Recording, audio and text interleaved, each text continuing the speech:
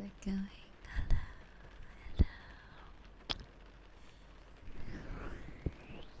hello. I missed you guys. Hello. Alright.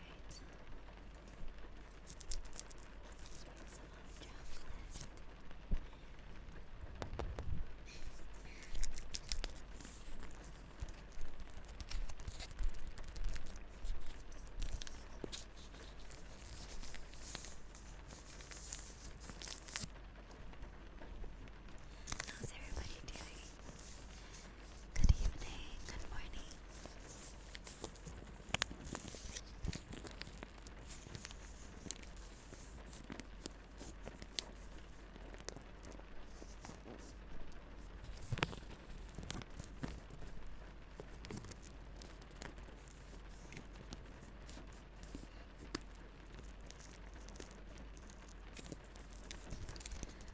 I wonder, is Carl Ken here? Carl Ken got me really good hot chocolate on Thurma. Really nice. Very yummy. Thank you, sir. I accidentally had the pack of hot chocolate upside down. I guess I could technically rip it open at any angle, but like, it feels weird that it's upside down because like part of it's like on the bottom and then some of it's at the top. So I gotta like, right now I'm trying to like get it to all go on one side before I open it.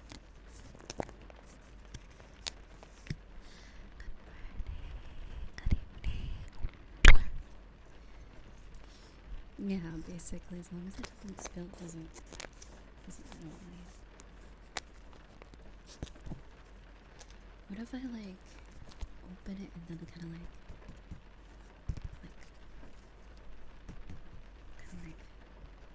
shake everything to the bottom because I feel like it's airtight.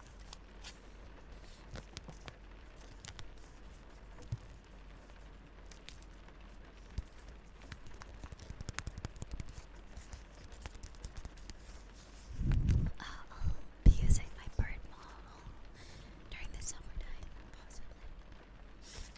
Unless I get a new outfit before then I don't know.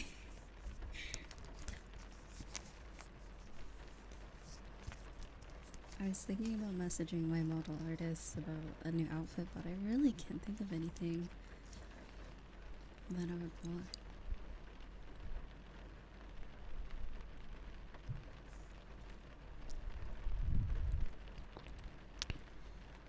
And I think about it.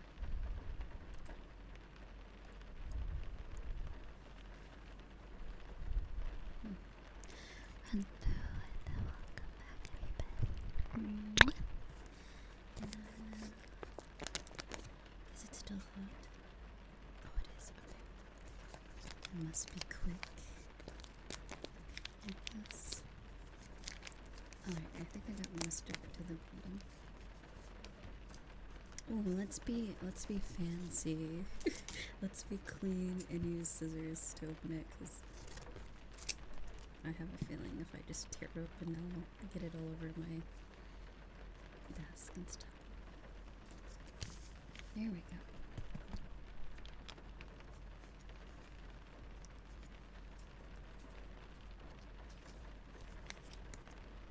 Where's my spoon? Okay.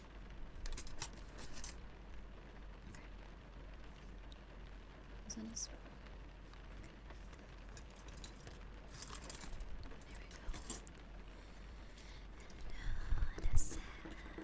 Let's give Seb a shout out. They just debuted recently.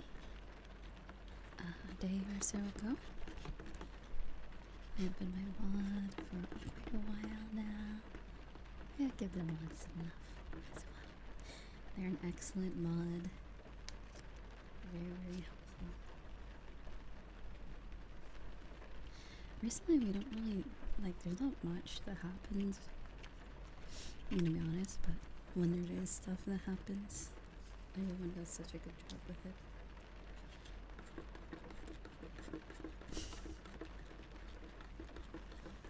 So I'm pouring in bit by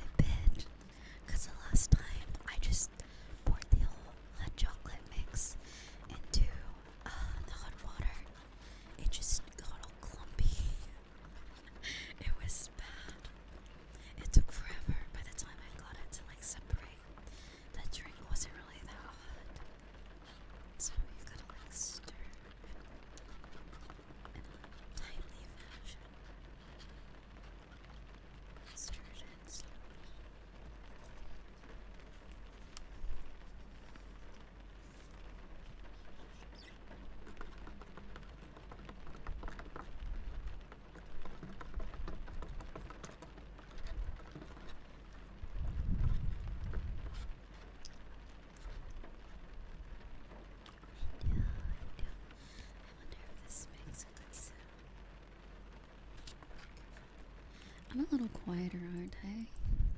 I think I still have my settings from doing requests. I'm trying to make it a little louder.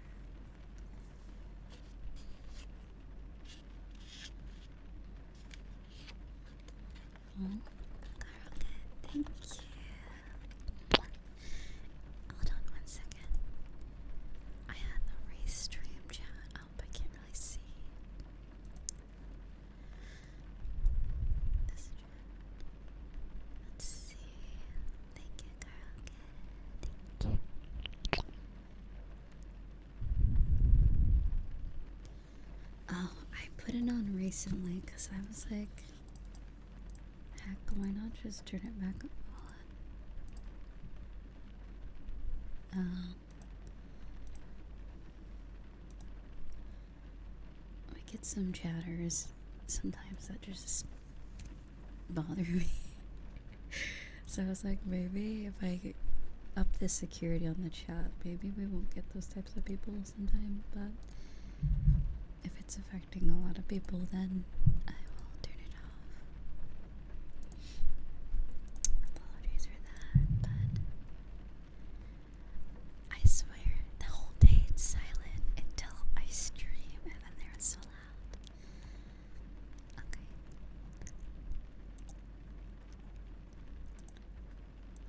Okay, did that work? Wait, is Luke a subscriber? What I can do is leave it. I'm gonna leave it and then make it so that subscribers are exempt from the mod stuff. Okay, see if that works. I think I'm gonna leave it on. I feel like we can prevent a lot of trolls. So there's this thing where it says verification exemptions. I will not require to verify subscribers, VIP, and moderators.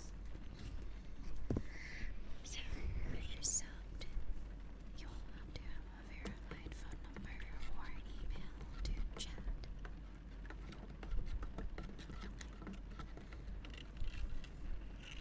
Awesome. Space. Thank you, sweetie. Thank you for a whole year. Thank you, sweetie.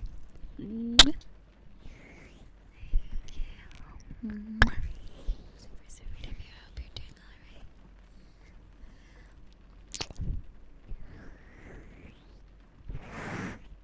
Okay, let's see.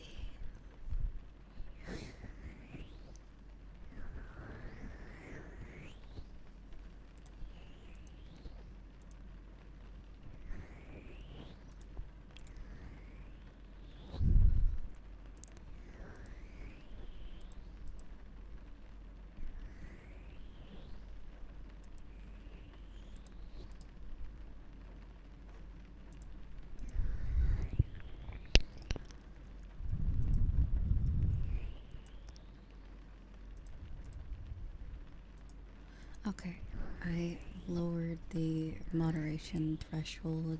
Hopefully it works now. I was just trying to, like, I don't know, especially during VR streams, I was like, there was someone that was like, you know, it's funny, like, in my rules, I say I don't really mind, like inappropriate jokes and stuff, like, if it's just a little, but when it's like constant from one person, like the same person over and over again, it starts to like irritate people in chat and also myself. Like, it's usually sparingly, you know. It's a sense of humor that is annoying after like too many times, you know. So I don't really mind. Usually it's just when it's like excessive.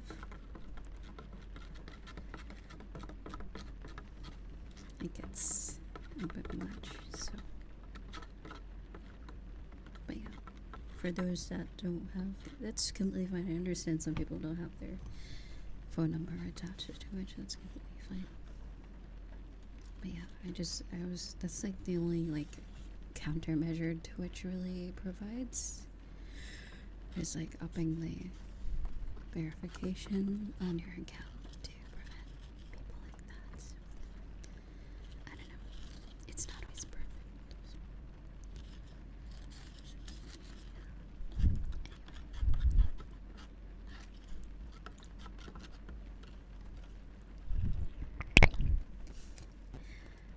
And also thank you, live stream.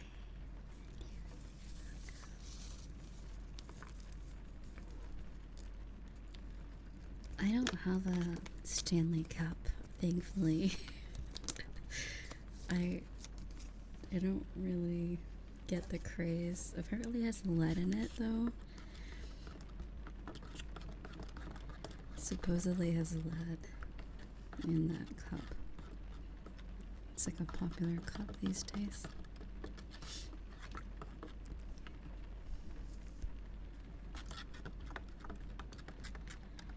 I don't know how you could just get lead into. Don't they like do like safety checks and stuff with products like that? I don't get it. Hello, sweetie. Thank you for the 25 stream.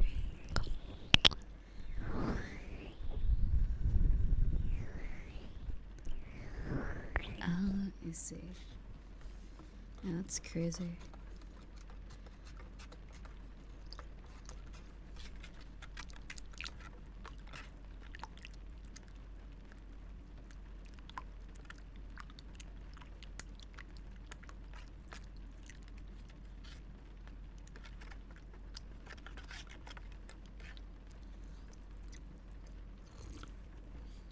Alright.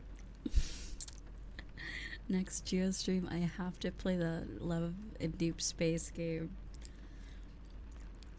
I just saw like something on Twitter earlier.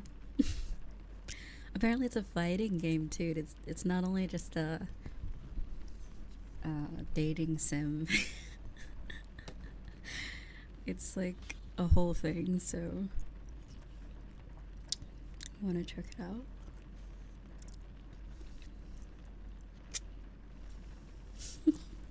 Please don't be duping me. Can I get some halls in chat? Oh my god. The game is called I don't know why the game's called Love in Deep Space.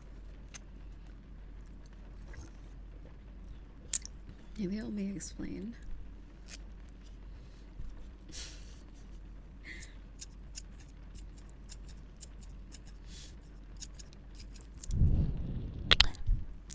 Very yummy though. Very yummy hot chocolate. Let me specify, not the game. Anyway, don't worry about it.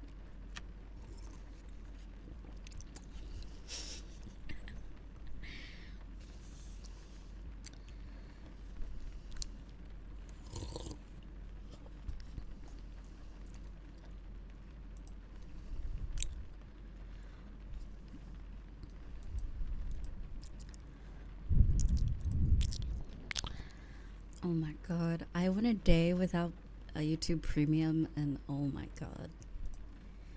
The shit I saw. The shit I saw on YouTube, it forced me to go get it again. I was trying to be frugal and not spend $13 a month on YouTube Premium, but like, oh god.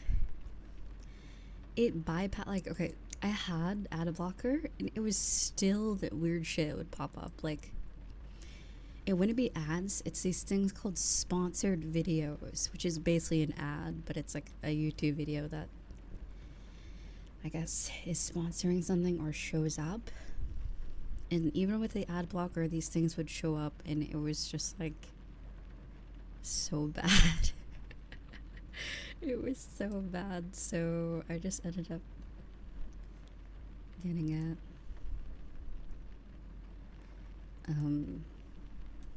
Weird ass games and like other things. There was this cool Nintendo game that popped up though. I might play it.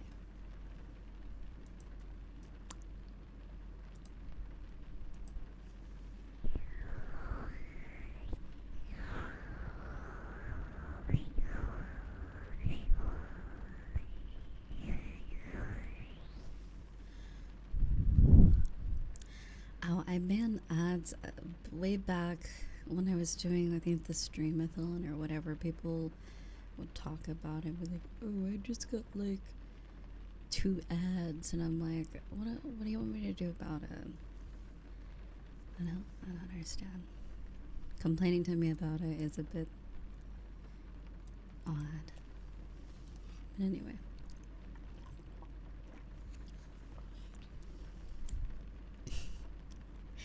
But anyway.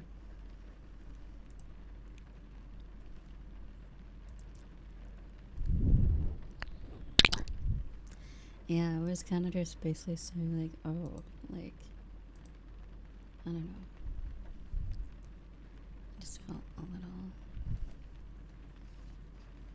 unnecessary.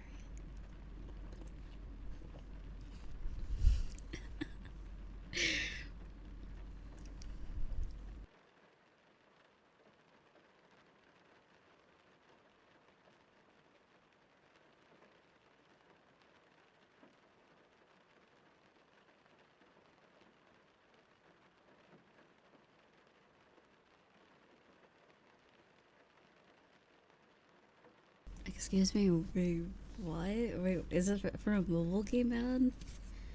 I got this one where it's like a princess in a tower, and there's a bunch of these like weird looking like knights or guys lining up to see her, and then she has like this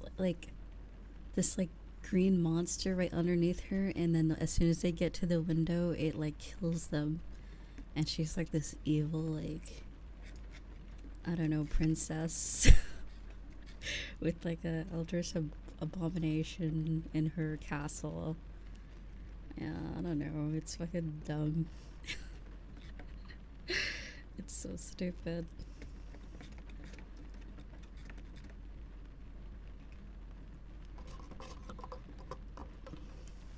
And then there's like the one where it's like this like dress up game and the girl's like covered in mud. There, you get those ones. Yeah. That one is just, it's so bad because they always like choose the worst outfit. I feel like they choose the worst outfits just so you download the game and do better. Like it's like reverse. Reverse psychology. It's like, oh my god. I gotta do it myself.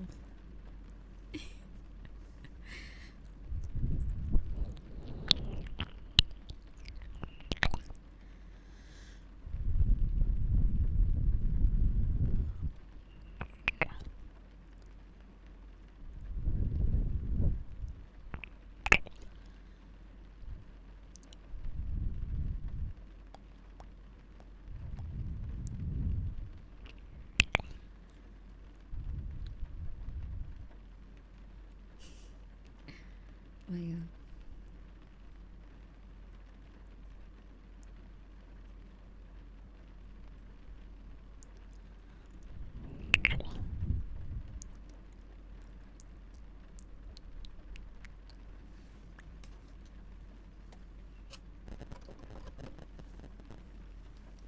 Getting buzzy. There we go.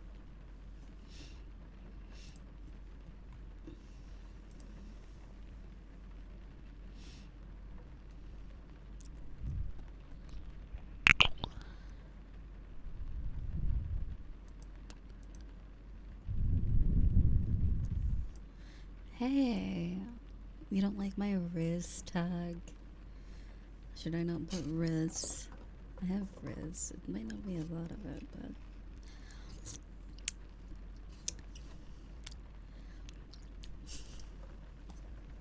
it might not be intense Riz, but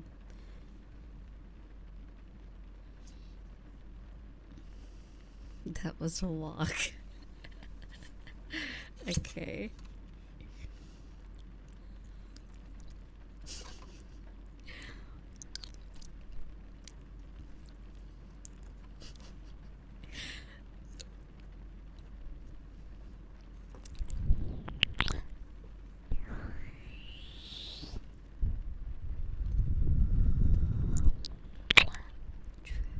True, very true.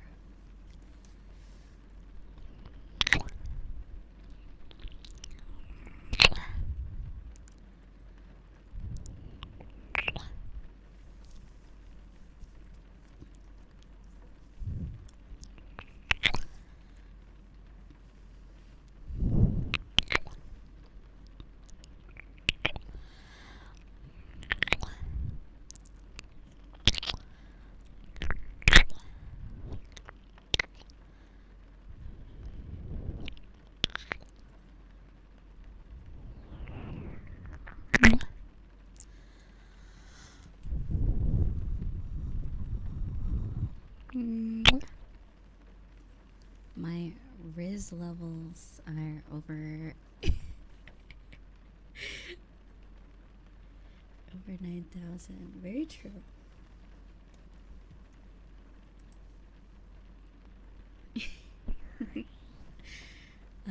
Also, thank you. Is it P2? Hello. Panda. Panda. Hello, Zoe.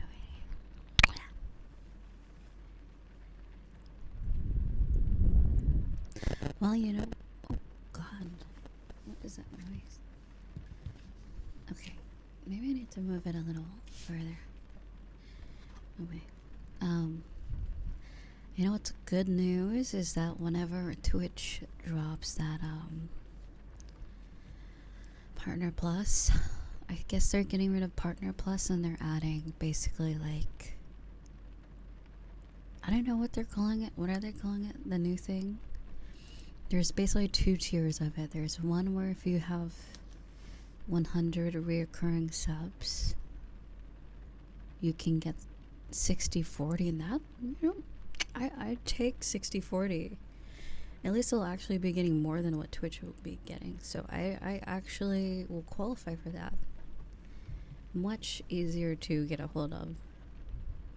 And then if you get the 350 reoccurring, then you get the 70/30. It's like, you know, that's kind of good too.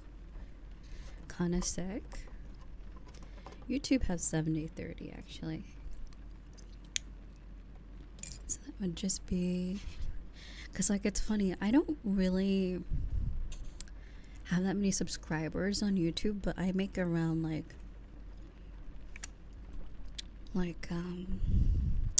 200 to 300 a month on YouTube.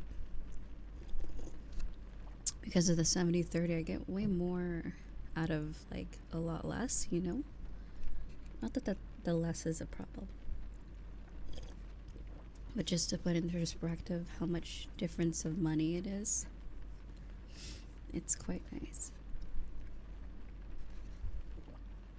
for like such a small channel as my YouTube channel.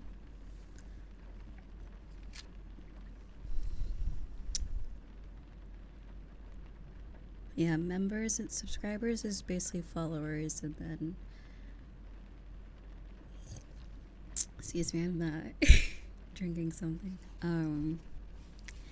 Members is subscribers for Twitch, that sort of thing, and followers is subscribers for YouTube. It does not, I think that made sense.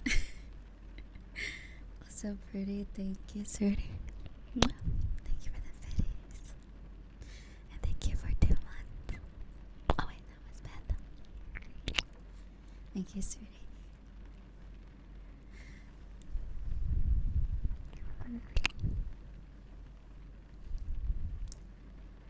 Yeah. So members is more like Twitch subscription, and then subscribers is followers.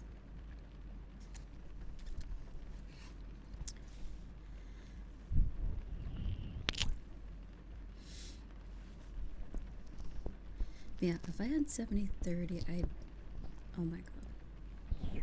For Twitch, like, I would, in perspective, I do actually make quite a bit of money. It's just the 50/50 really, like, pretty much ewings a lot of my income. So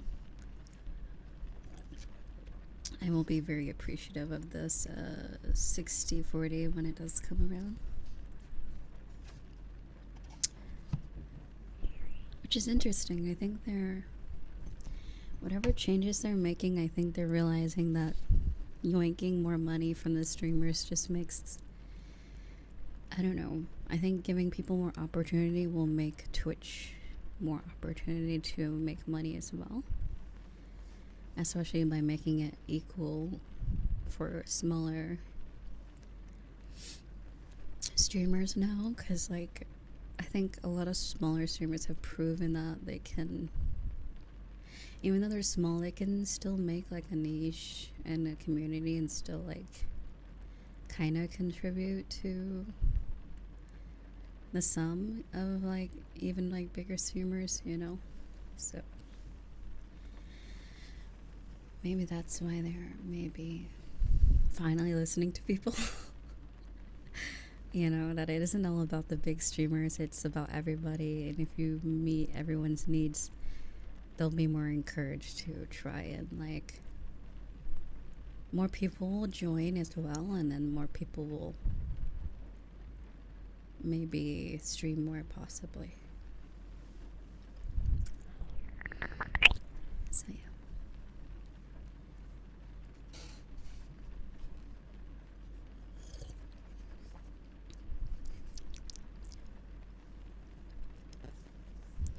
Mm.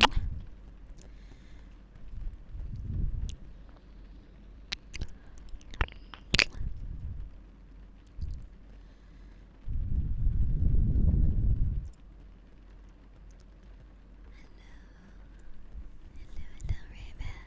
Hello, Malcolm. Hello, little Nelly. Hello. Mm.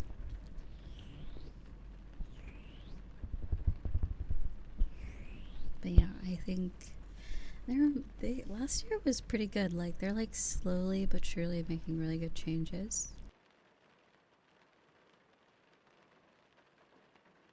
But it does seem a little late if you look into the if you put it in perspective of how long Twitch has been around. You know, it's like it's kind of like wow, you guys are just now doing it. But then again, in what is it? It's never too late sort of situation. Maybe in their case there is a too late when everyone leaves, but yeah, it's just like they have a lot of us in like an awkward spot where it's like a lot of us won't. It's not really for a lot of people. It's not really entirely about the money. Like your community's here, like everything you've accomplished is here. So of course you're not gonna leave just because Twitch is taking all your money. But it's just unfair. I feel. You know what I mean? It's kind of like sad, but like you know, there's nothing really you can do about it. Also, hello, hello, Annie. Hello. But yeah, giving opportunities to make more is always nice.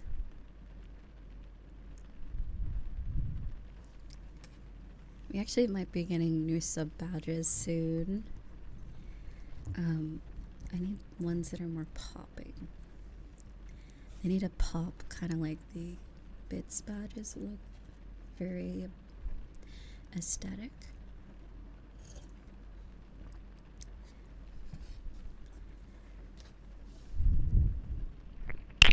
Only some of them will change. I think I like the ones that are very like the shooting star one when you reach 1 year, and then a few of the other ones are really cool. That's a hello, sure. Hope you're well. What is it?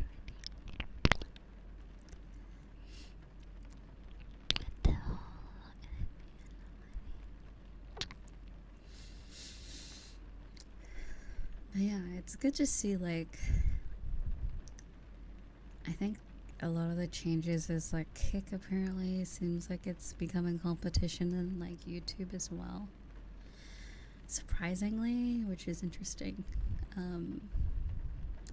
Maybe Twitch is finally like biting the bullet, which is sad to say.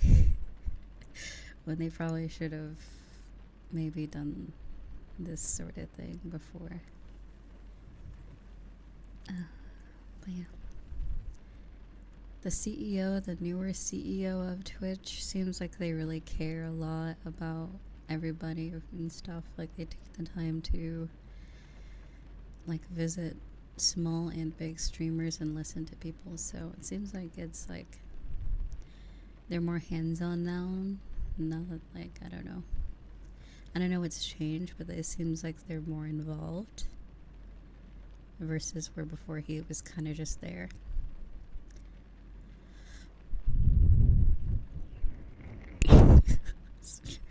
Smooth, the monopoly is crumbling. He.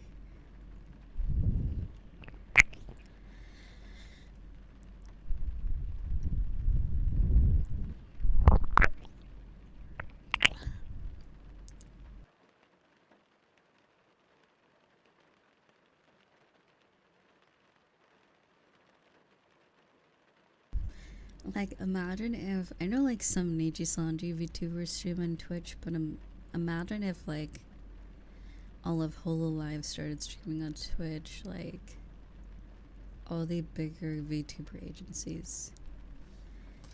How much of a do you feel like it would be an impact, or I feel like I don't really know. It would definitely boost revenue, but I feel like the Hololive community is very like a cult following. I don't think it will really change anything for indie VTubers, because people who are into Hololive tend to stick with only Hololive VTubers, from what I've seen.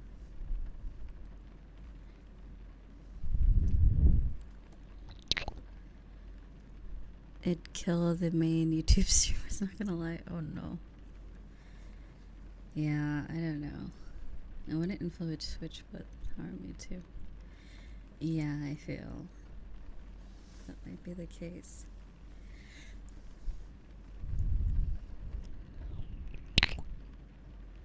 YouTube.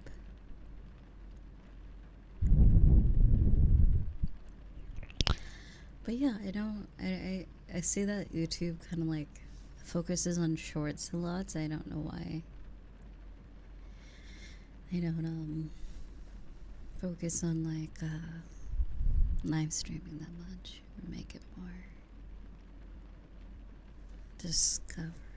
like making discoverability better.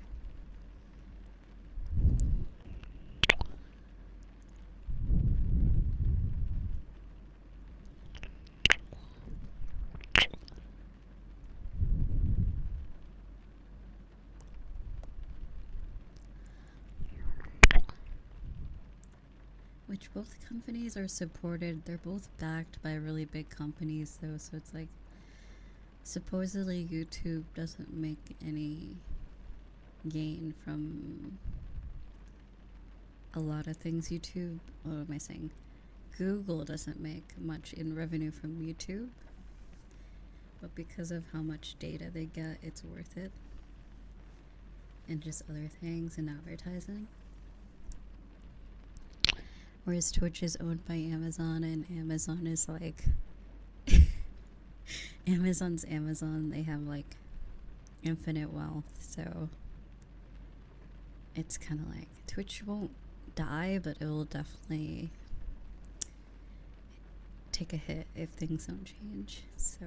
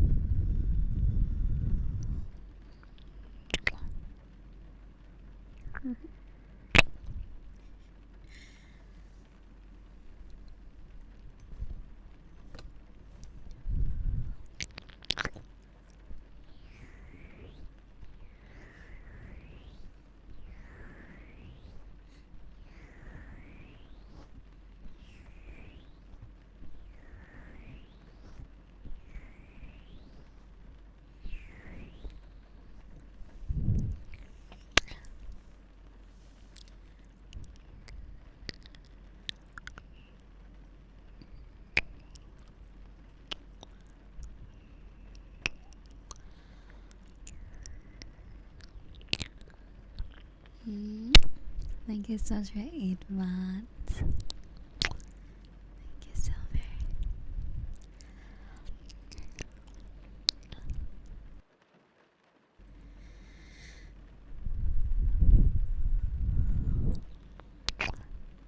I was thinking about doing a VR stream today, but then I was like, you know what? Maybe I'll just chill.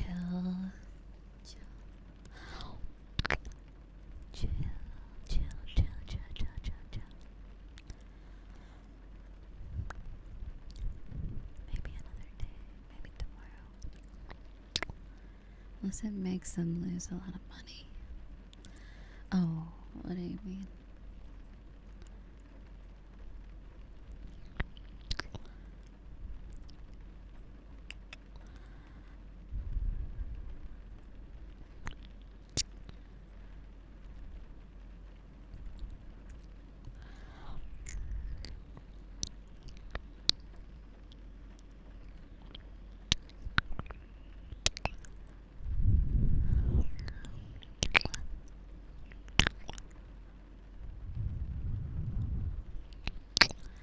8, the alarm clock. Sleep well. um,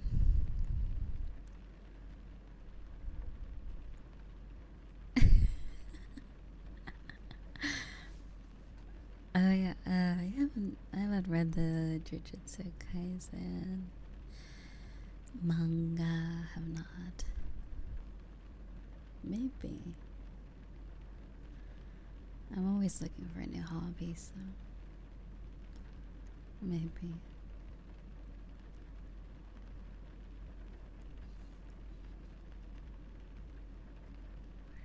There we go.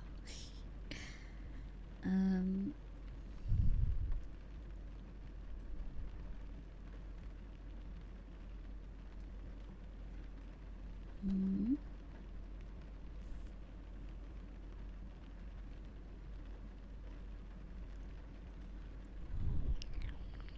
Oh yeah, no spoilers.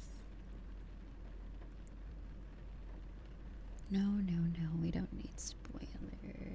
Silly. We're gonna get enough of those on Twitter. Yeah, I gotta like finish season 1. I'm not even like close to anything like recent, like up to date. I don't know how I fell asleep. It was really good. I guess I was just tired that day. Eeps. Very eepy person. But yeah, today was like a very reflective day. Also, I like slept for half of the day, anyways. But anyway, regardless, lately it's really been like 3 days no sleep, 1 day all sleep for me lately. I don't know why.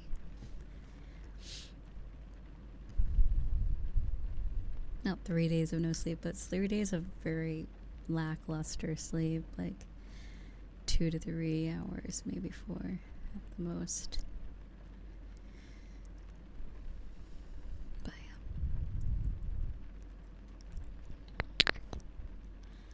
Eep, eep, sleepy.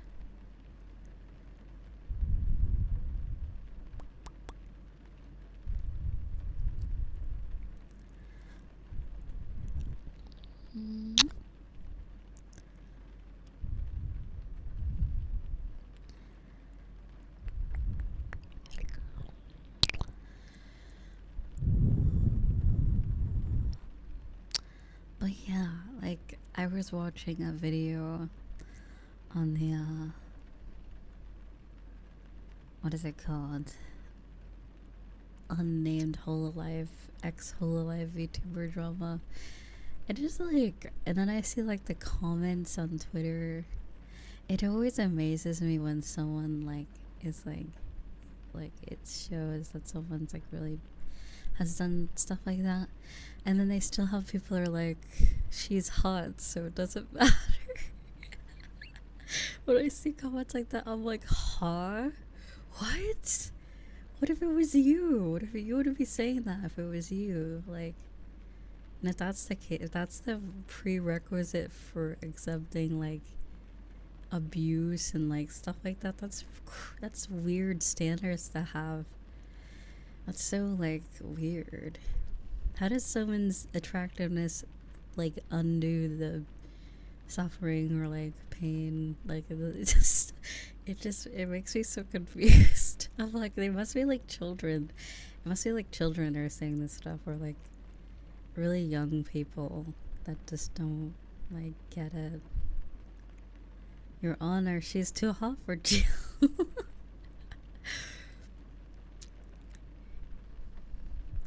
It's so funny too, because I think one of her cosplays was Uni from Nikkei. I saw like a post where it's her in a Uni cosplay, and I'm like, it makes sense with the character she chose to cosplay. I'm like, you know what?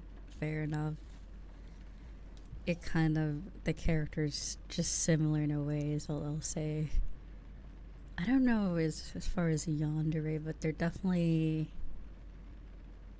a eccentric character, we'll say. In Nikkei, they're definitely not. I don't really use them that much, but they're very eccentric.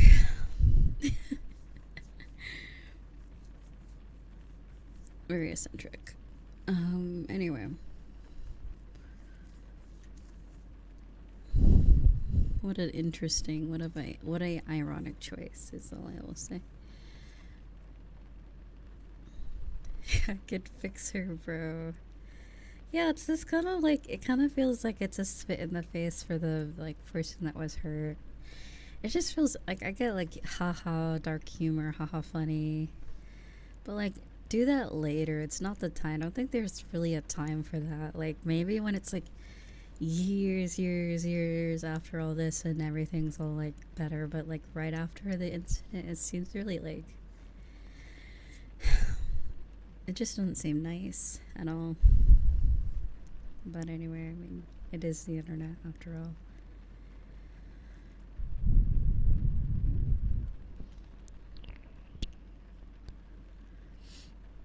There was even a TikToker who was sent to jail, but people started making a petition to not send him to jail because, oh, I think I heard of that. Yeah.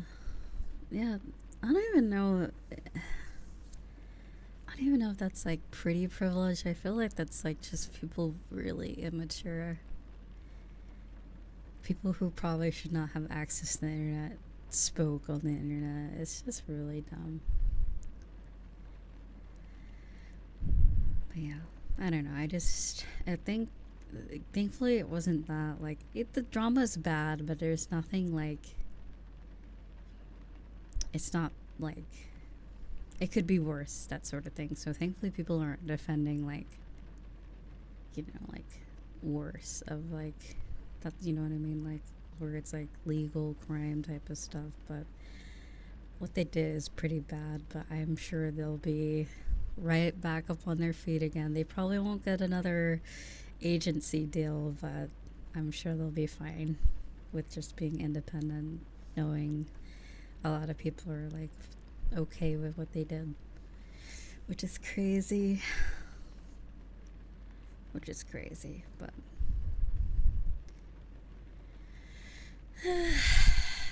yeah. But yeah, it's funny because like so many, for me, like watching the video, although it wasn't like, I became more of a fan of her after she joined like VSoja. It feels kind of like a slap in the face to a lot of like, I feel like the people that supported her and like defended her in like almost every controversy she's been in like in the past 2 years. It's like damn, it's like damn. If only, I mean, no one knew, so I mean, you can't really blame yourself for not knowing, but like, that's crazy. Like, you know how many videos there are like, oh, like giving her praise for stuff, you know.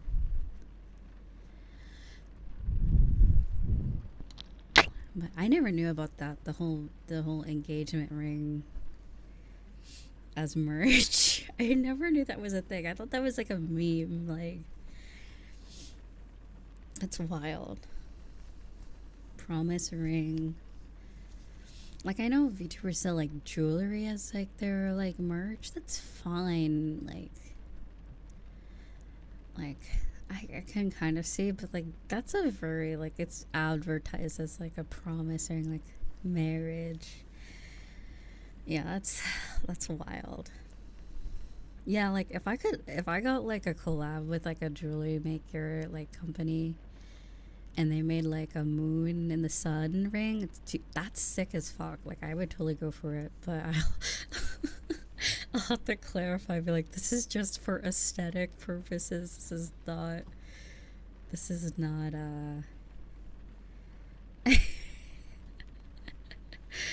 yeah, for aesthetic reasons. Like a necklace, I feel like it would probably go better as a necklace than a ring, but a ring could be cool because ring is like very like you know, like it's kind of like you can kind of like wear it with anything type of thing. Where, but yeah, yeah, I don't know. It's really just how it's marketed. I feel entirely how it's perceived.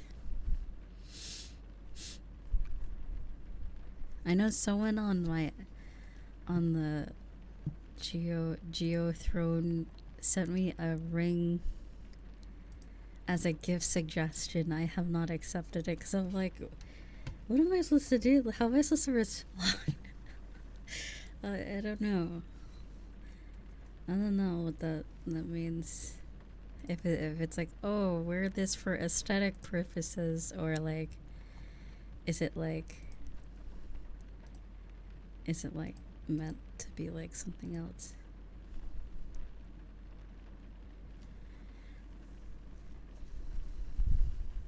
It's anonymous. It's from an anonymous person too, so I don't really know who it is.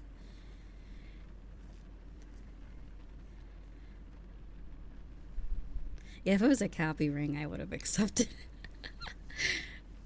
Know your person well, and it might work out. But yeah, I don't know.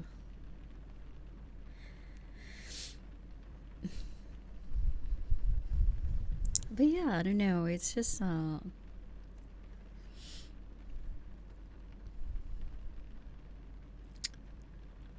it's just it's an interesting world we live in. I guess is the moral to the story. Just I don't know.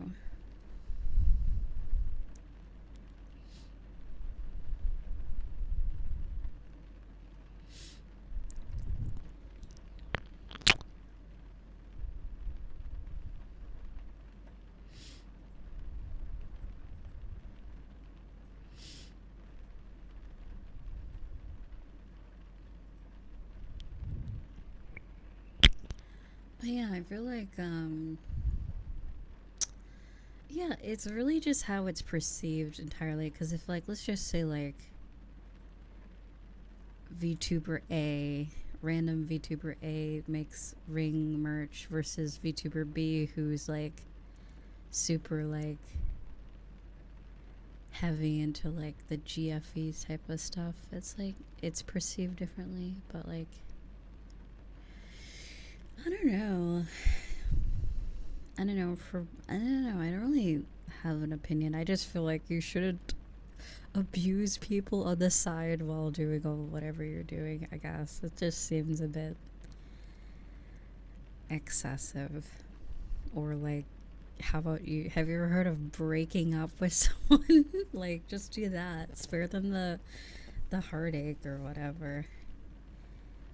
Get a divorce or whatever. I mean, I guess they are now, but like, it's wild to like keep someone in that sort of situation for like almost 2 years is beyond disrespectful. Just like a waste of their time, really. Because as if he wasn't like a content creator too. Like they're both fairly successful people. They got their shit to do. You know, so be adult and just let it go. Let it go.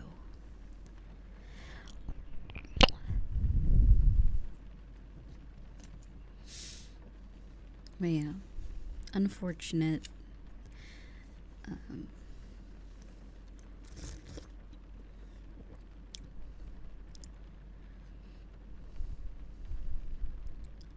You don't want to cook? What do you mean?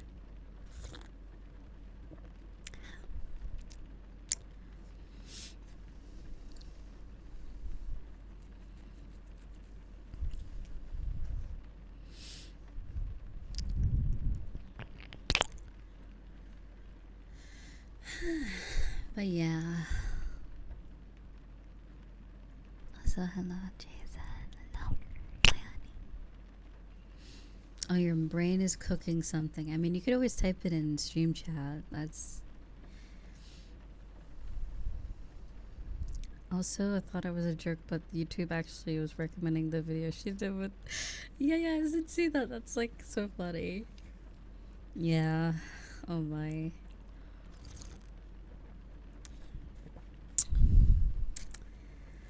Yeah, it's like I don't know. And also, like, oh right, they did confirm it, so I don't have to feel bad about talking about this because I'm like, I think they admitted to everything except the cheating and then the stuff with the animal, which is so sad.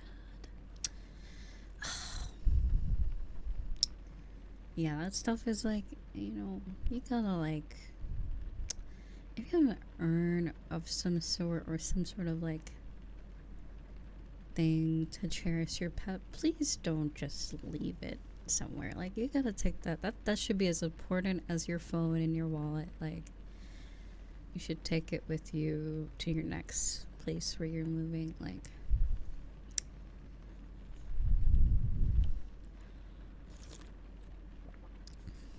that is beyond sad, but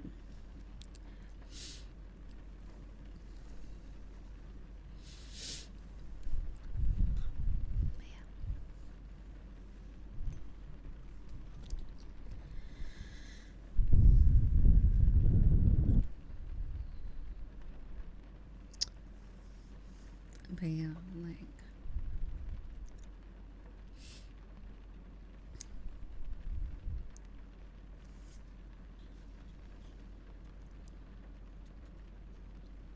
exactly. Like, we have like for me, like for my pets at least, I know this might be a little sad. Like, we still have like their collars and leashes from when they're around. We have them in like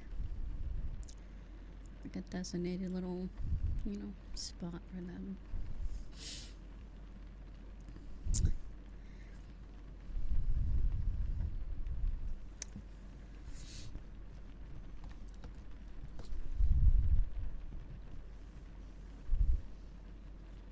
And they're their dog tags and stuff. Actual dog tags. Opposed to like the military one. Actual dog tags. So it's like the phone number and the name if they ever get lost, type of thing. Yeah, I didn't want to bring that up, but yeah, I do too. A lot of veterinarian places, they give you a paw print of your doggo when they in the mail and stuff. So, yeah, yeah. When I got mine, it made me very sad. But yeah,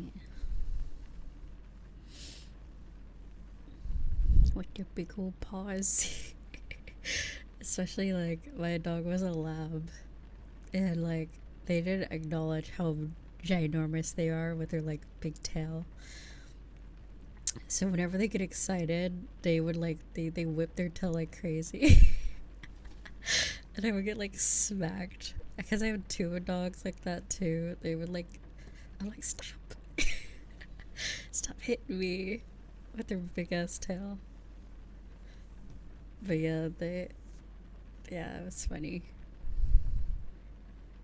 Yeah, those tails are no joke. Like, if you ever have a golden retriever, like a black Labrador, they're basically just like paddles. They're water dogs. They're meant for like, they're really good at swimming. So those tails really do hurt. And a lot of the times their paws are very big, like so, and their claws too. So they are goofy guys, goofy girls. At least my dogs are girls, but yeah, I was so surprised because like all my other dogs are just, they're like kind of like cats. They don't really like the water. They're not scared of it, but they're like, I just prefer not to be in the water. Like they look like they're getting like they're on punishment or they're getting punished. Like, really? Do I have to go into the water? Or if it's raining or a bath time, they're just like, come on. Come on. Whereas my other dogs, those two actually didn't really mind. They actually enjoyed baths. Specifically the one that was more like a black Labrador. Because their fur would get so oily. I don't know what is with the dog breed. Like we have to put like couch cover because the dog's hair was just like they would get very grimy very quickly. So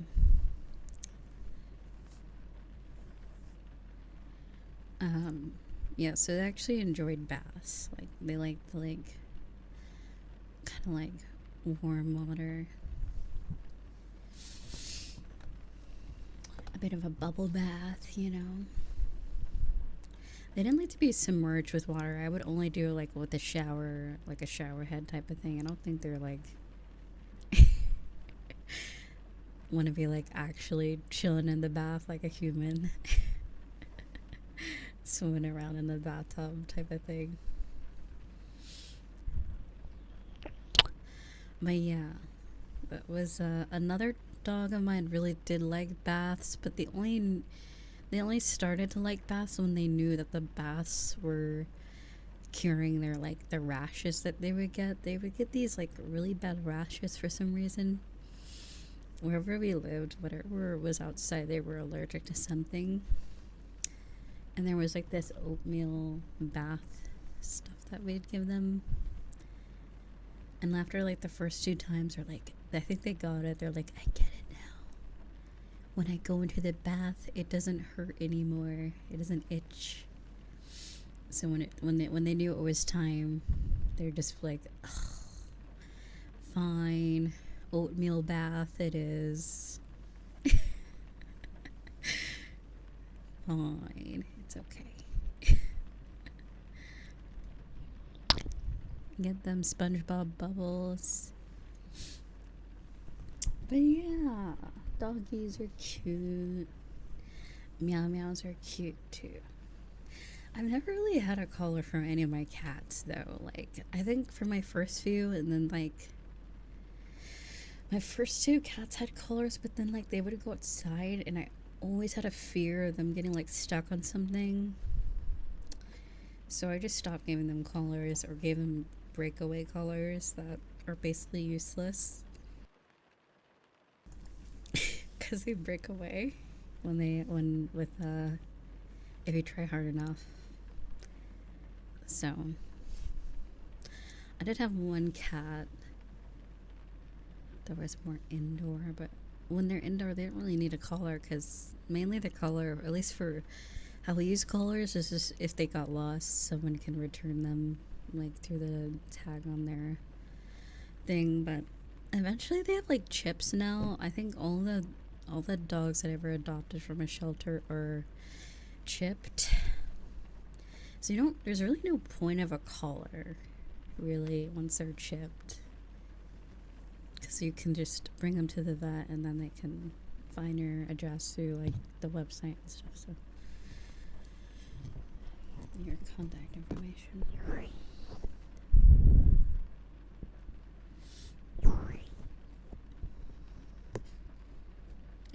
The issue is finding the chip through all the fat. Oh my. That's going off the grid. Dog escapes. It's like, alright, time to visit the nearest McDonald's bulk stop. Cannot be found. Oh no.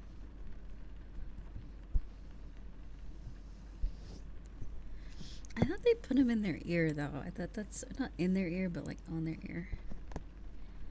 I don't really know where they put tags or chips for cats.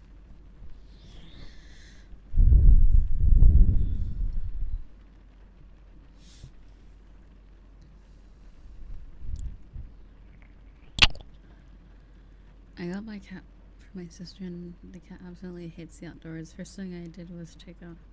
Yeah, it feels really like if your animal's already chipped and they're indoor, it's like at that point, it's like there's really no point unless you're like the type of person that wants to wear it for like aesthetic purposes. Aesthetic, buying like them a Gucci collar or something, pet collar, designer cat collar or something.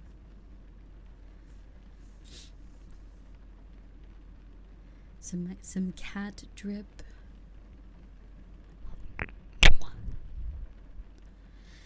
Well, yeah, Leo. I don't think. Yeah, Leo never wore. I never even attempted to put a collar on him because I knew.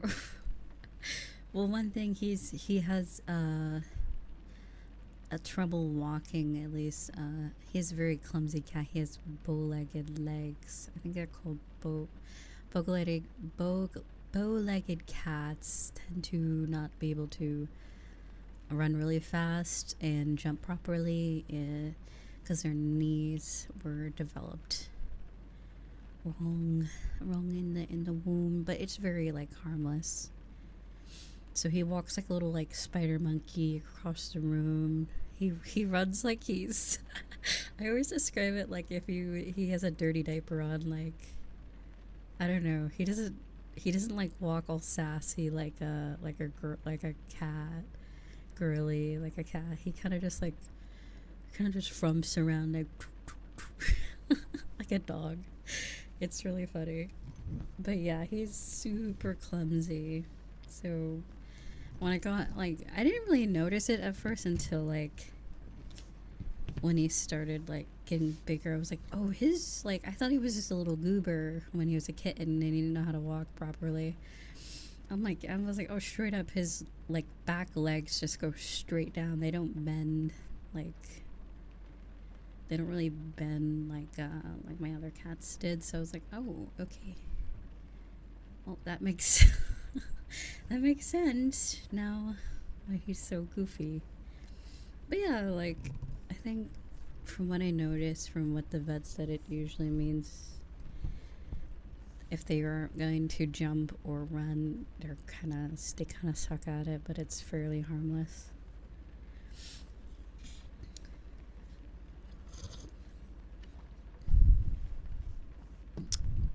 Whereas my other cat was very, very cat like, very sassy.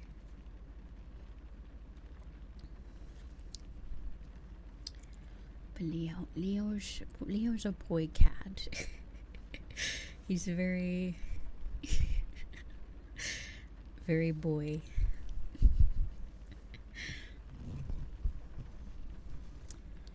Very silly. Much boy. Yes.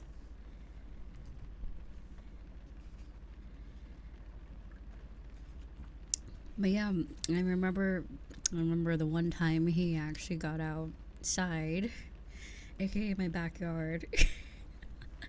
He got outside and I remember hearing I think it was my dad heard him. He's like, do you hear like a noise? And I'm like, I don't hear anything. I don't know what you're talking about. It's like I don't know, I hear something. And then eventually I was like, yeah, I don't know what that sound is. And then we look outside in our backyard, and there's Leo's little fat butt stuck on a fence. Half of his body was in like on the right side of the fence. The other half was on the other side. And I'm like, oh my god, he could not make it over. First, he was a very rotund fellow, very plump. But also because of his hind legs, I'm assuming he jumped, made it like he made it halfway, and then kind of just boop, plopped right on the top. So, and then his his chunkiness was the reason why he probably couldn't make it over the rest of the way. So I was like, all right, bro, very silly cat. But yeah, I was like, yeah, I guess he'll have to learn. There was another way he could get out though. It was between the fence planks. I think one of them were really loose. So. Oh right, and the other dog. One of the other dogs. What they would do is dig under the fence. That's how they would get out. But it was my littlest dog. It wasn't real, the bigger dogs were just like chilling. They were like, guys, like you have food, you get a whole backyard for your whole life's met. They're just chilling. It's like, why would you ever want to leave? And then the little dog was always just doing crazy stuff. She would hunt moles in the ground and snakes too, and rats. I'm like so confused. She's a tiny chihuahua and she would like just bring back the most obscure animals to the front door, and on our couch she put a whole bird on our couch once. And I'm like, how? I'm like, you're like half the size of this thing. How are you doing this? Like, how do you do this? It's wild. It's crazy. And Leo can't even catch like a cockroach or like a mouse. He's very scared. Oh yeah, she's like, she was basically their like rodent killer basically. Like the cat was meant literally the only reason why I was able to adopt cats was like oh, get cats because it scares away rats and stuff like that. So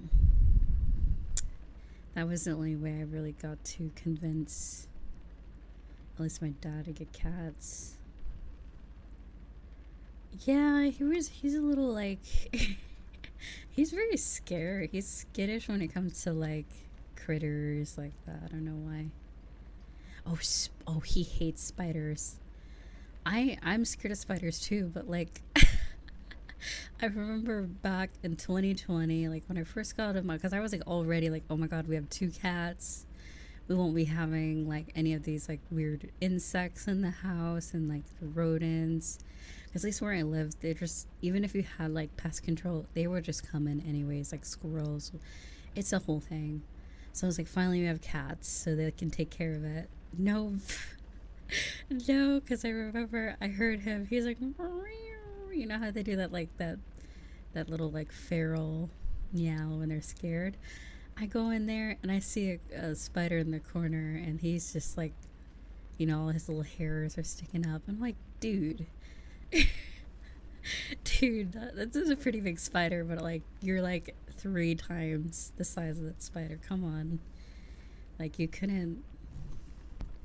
Oh, he's very unique. Like even though he's like a generic orange cat named Leo, which there's probably like 50 billion other cats called Leo and orange, he's definitely unique. He has a unique personality, we'll say. Very unique. Very relatable because he's like he has his moments where he loves to cuddle. He's very social, but then he's like, all right, I've reached my capacity today, thank you, goodbye. It's like it's like we've been a cuddle and he's like, okay, I'm done now. And he like gets up and he goes, he has an agenda. Very, very time oriented cat.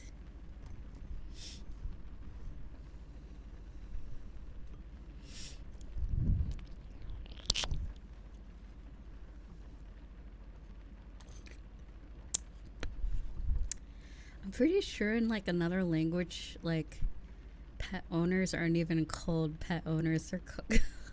They're called pet slaves because they work for the cat. The cat isn't for them. The cat doesn't work for them. The people work for the cat. I forgot what I was watching. I forgot what language it was, but basically the direct translation into English was cat. The cat's slave. I'm like, basically yeah. If you ever had a cat, basically you work on their time.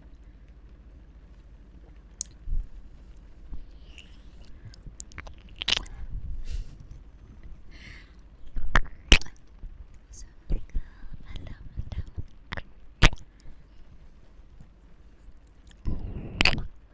Oh my god, yeah, because he was so plump, I think it was around when he turned 2. I think we took him to the vet, and they're like, you know, right now he's young, and like him being fat isn't really a problem, but when he gets around like 6 years old, having like an overweight cat can be like an issue.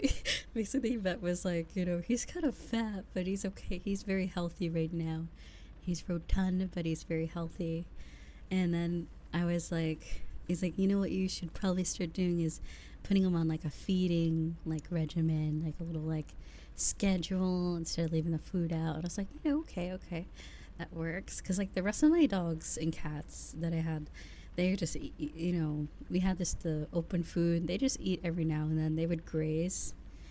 None of them were overweight. Leo saw a bowl of food and he was like, all right. This for me, thanks. And would eat the whole thing. So yeah, he definitely, yeah, he was very unique, a food enjoyer. Yeah, he was. Also welcome. Hello. We're talking about my cat, my orange boy, my cat. But yeah, so I remember at the vet, they were like, yeah, when he starts getting older, you want to like make sure he's eating healthier. And to start now is probably a safe bet that he gets used to like a feeding schedule and like, so it's like, yeah. It was really funny. Leo just loves getting. Is it a man cat? What's a man cat? a grown man. A grown man. But so yeah, it was really funny. He's a growing boy. But yeah. Eventually we switched over to just feeding him. But yeah, so when you're late to feeding him, he'll let you know. That was the thing, like, oh my god, because I think that was like back, yeah, we were streaming at that point. I think that's when on stream you would hear Leo every now and then, like every few streams, like you'll hear this loud ass meow, and I'm like, you good? You good? Like, you okay? I think my brother was in charge of feeding him because I had to take care of all the dogs. I'm like, I cannot. Like, Leo is too high maintenance. You gotta, like, take care of that. So, bro would, like, pummel you for some food. So, that was how that was. He was fairly quiet, too. I mean, he would meow. He would meow when you talk to him, but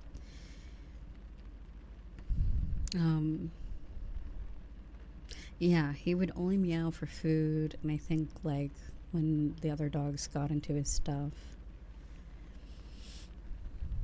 he hated. He had his designated like little like things, like his blanket, his toys. He had a box he liked to sleep in, different things, and when someone messed it up, he'd be very upset. But that's like all cats.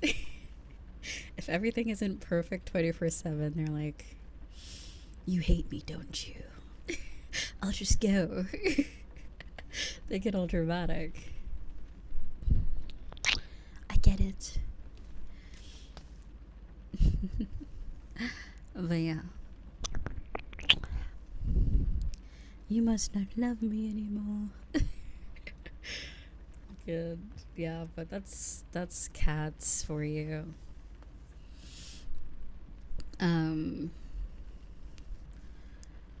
But yeah, like I remember when we first got our cats. I had 2 cats, and then one unfortunately just went outside and never came back one day. So I was like, okay, that happened. That happened. But apparently cats that do that apparently are feral cats that whenever they grow up they just go back outside. and stay outside forever. Yeah, because like with shelters, you don't really know what type of cat you're getting. You don't know if they're going to be indoor, outdoor, and a lot of the cats, at least where I lived, were usually more than likely outdoor cats. So, but yeah.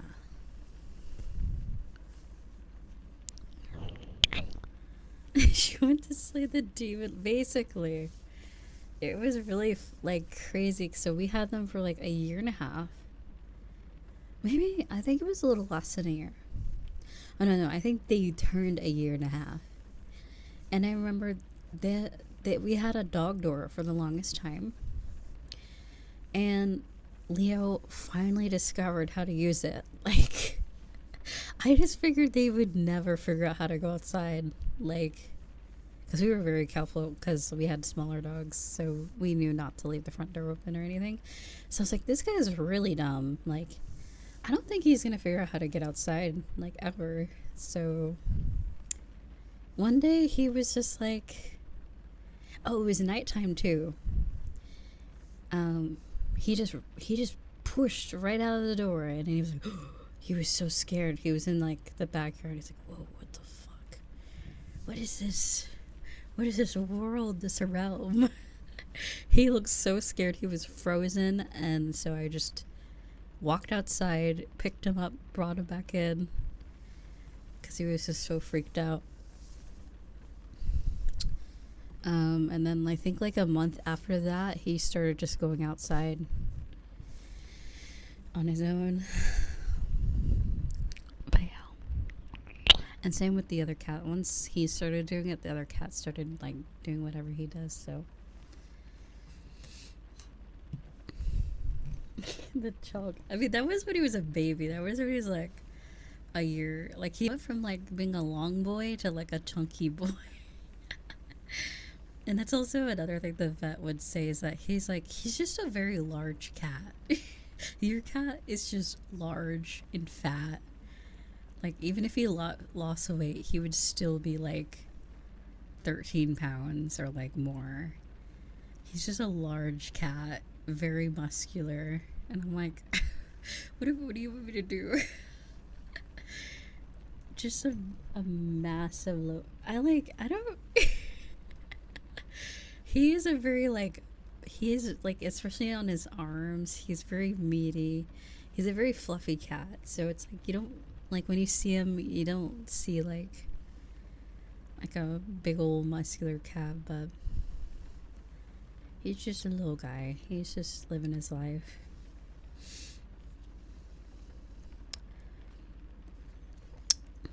But I think that's just male cats. I don't really know, because my other cat was they were the same cat breed, but they looked very, very different. They also weren't related. So one cat, I would almost argue they were probably like a miniature cat, because they were very small. They were just very small. Or they were just a female cat. I'm not really sure how that works. Whereas Leo was literally the size of one of my dogs. So, like, right, dude. I don't know what happened there. I don't know who's been feeding you, what you've been eating, but like, yeah.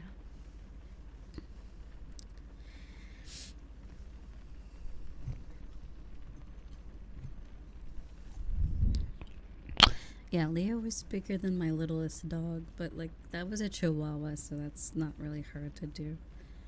Now he just gonna start. I don't know. He's too cute. He's too cute to mew.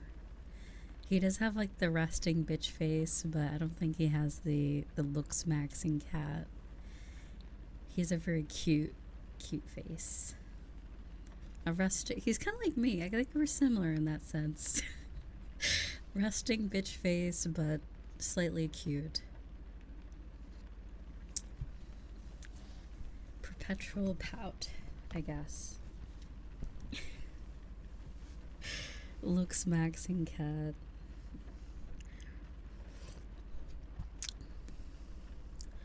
Oh my goodness, I remember my kitten, my other cat. So we had two orange cats.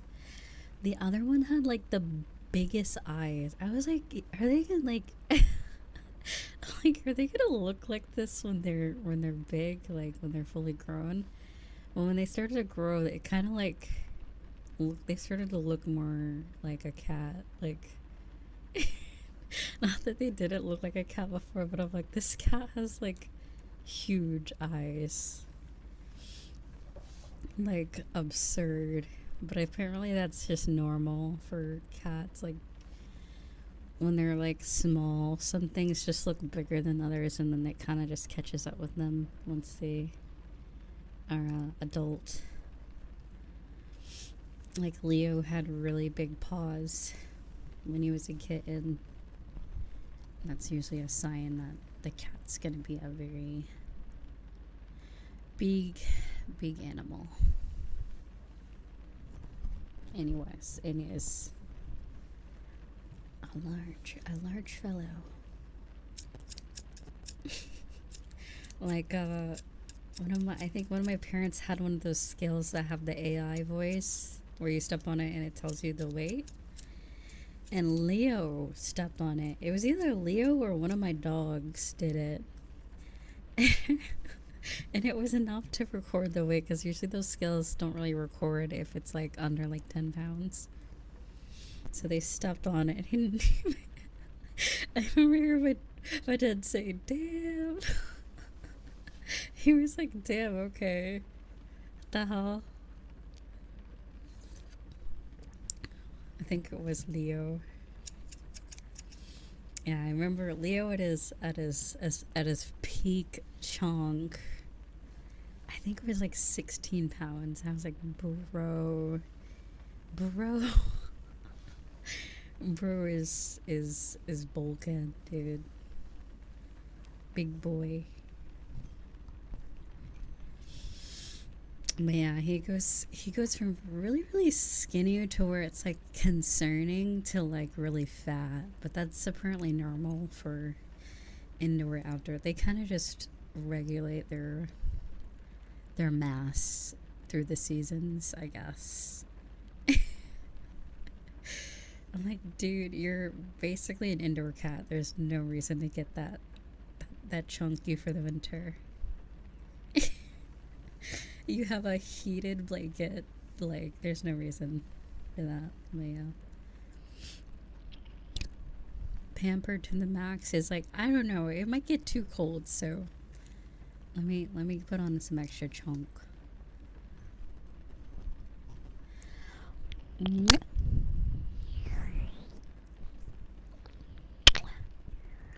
It was also funny because I would always call Leo's meow very girly, because the other cat we had, who was also female, or who was female, had like, they didn't have like a deep meow, but they kind of did. They had like this like meow that was very deep, and then Leo was like meow, like a little kitten. Even as an adult cat, he still sounds like a little baby. He's like meow. He's very mousy. Very mousy. It's very funny. Versus his appearance is very like big orange Garfield cat. The meow, yeah, like the Markiplier. Yeah. But yeah, cats are funny. But yeah, I miss my boy. Hopefully I can see him next month. I'm missing my cat, my orange dude.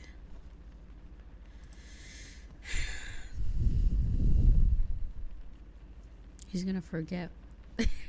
he's so dumb. He's gonna forget I exist. He's like, who are you? I have never met you before. Sorry. Just a stranger danger. Yeah, that's true. I basically raised him. No one else really took care of them until they were adult cat. They did not want to deal with the kittens. Like, I was the one who adopted them, actually. I went to the shelter and adopted them. Like, all my previous cats that I ever had, like, or pets, it was always my parents getting them, but I, like, actually myself went there, got the cats, paid for the cats, you know, got them all their stuff. But yeah. Leo.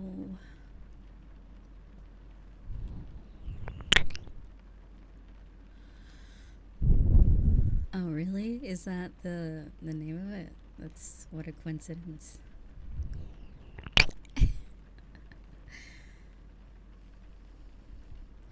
But yeah, cats are cool. Cats are cool.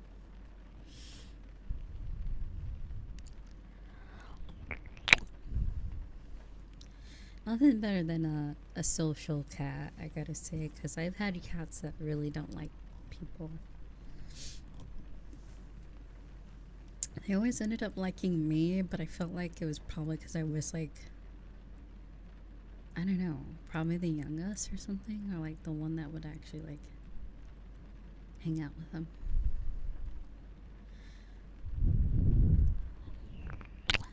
Yeah. Leo, orange cats, I don't know. I heard like tuxedo cats are very antisocial, like that's how my other cat was. Which is funny because a lot of tuxedo cats are super, super lovey-dovey. They're super, like, they're super, super sweet, but literally only to one person, typically. They have their person, and then if it's, like, if you try to get them to be social with, like, everyone, it's not as easy. Which I guess it makes for a good cat if you're just on your own.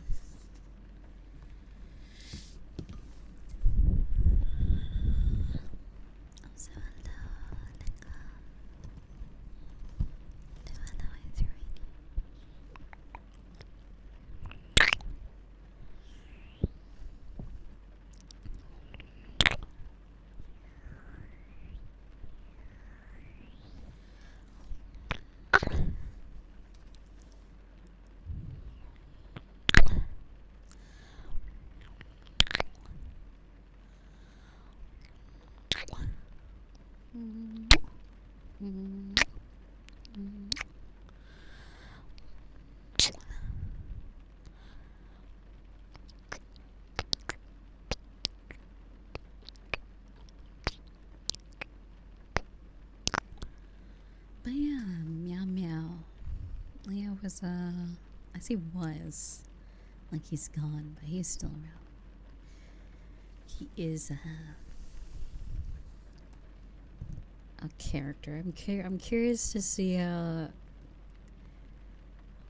what his personality's like now that he's an outdoor cat.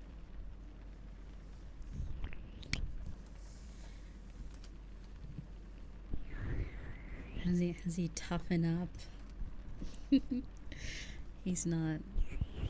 He doesn't need mama anymore, you know. She's like, Mom, I grew up. I don't need you anymore. Cuddles are cringe. I'm a big cat now. He throws. Oh, I mean, he's probably has to at this point.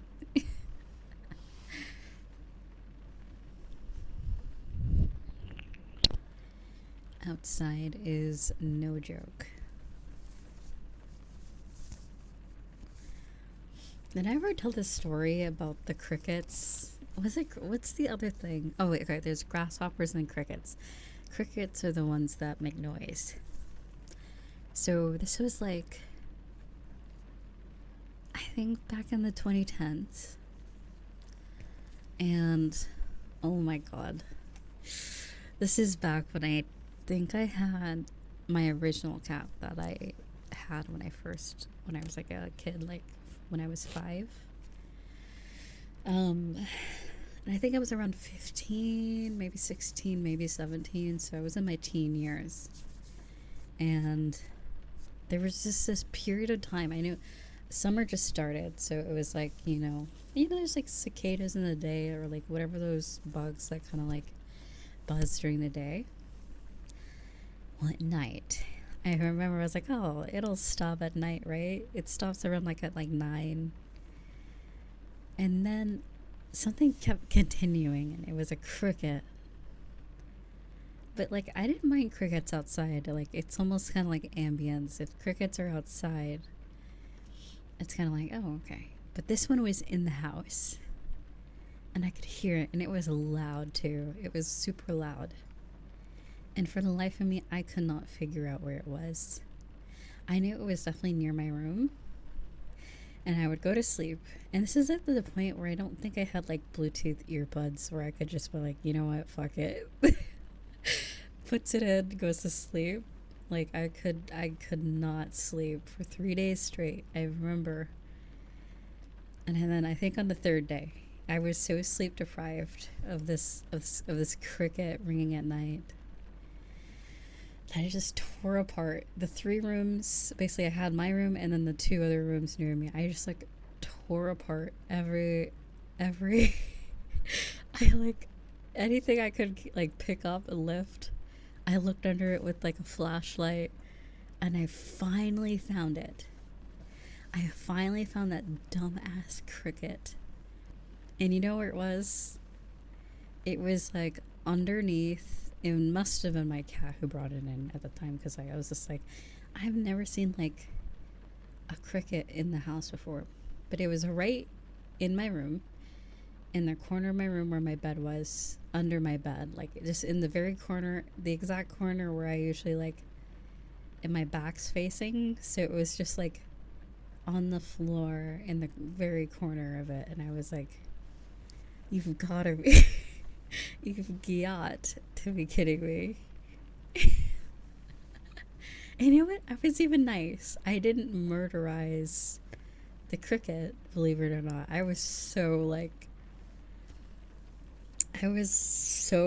dumbfounded that it was literally right under my nose, literally. I threw it outside, of course, but like, I was like, oh my god. I lost 3 nights of sleep, and I could have just looked under my bed to find it. It was wild. But yeah, that was the worst. One of my most sleep deprived moments of my life. And not by choice too, like being sleep deprived because I stay up late is very different than like not being able to sleep because of a dumbass cricket. Like, it's very different sleepiness. Maddening, even, I would say. Maddening. Anger, rage inducing. Yeah, I never really had anything like that happen before.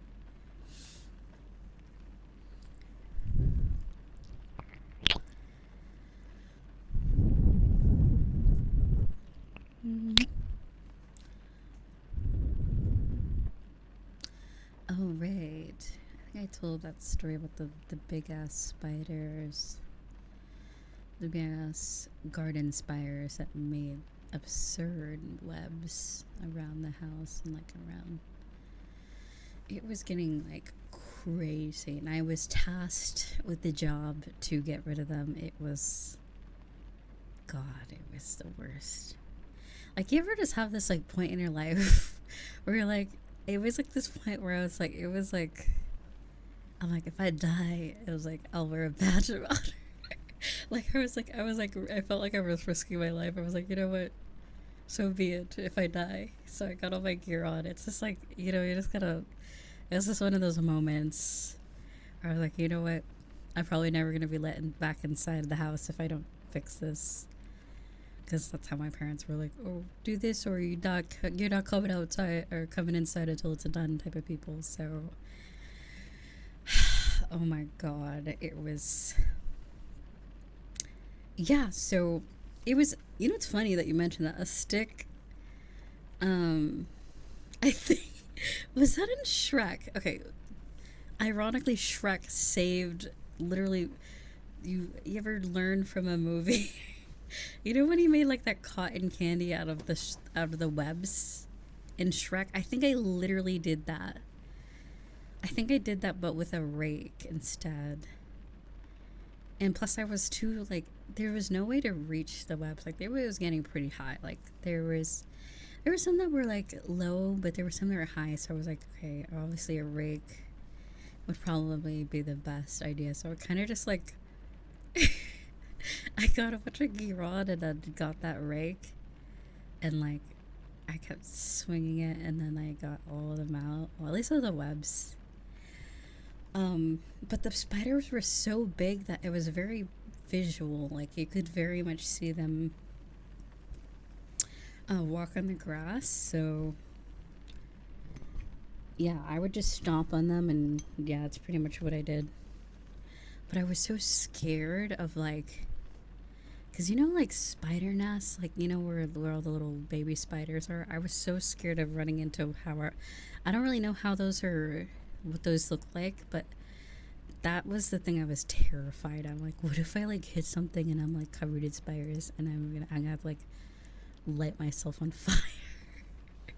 But none of that really happened. They seemed like they were just chilling and minding their own business. I just ruined their day because my parents told me to. But yeah, it was basically that. They were just living their life like, wow, look at our spider empire flourishing. And then some dumbass just ruins it for them. Oh my god, me, I'm dumbass. But yeah, it was an event, definitely.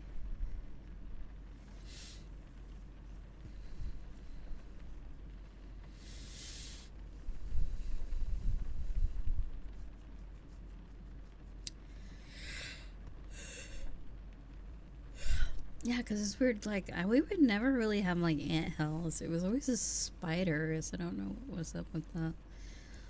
Spiders was the thing, I guess. They like to. Oh, thank you so much for the raid. Welcome.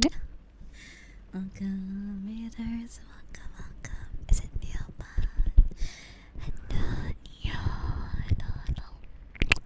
Welcome. How was your stream? Welcome, readers. Hello.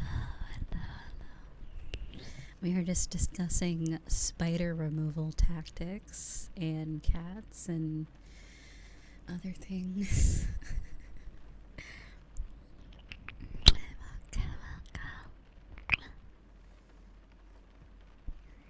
That's good to hear. And I'm doing very good.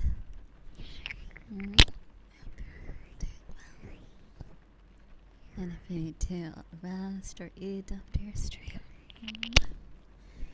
we won't keep you waiting, you know? Did a very great job today. I'm sure everybody enjoyed it as well. Even though I live in Australia, I have never been bitten by a spider. Really?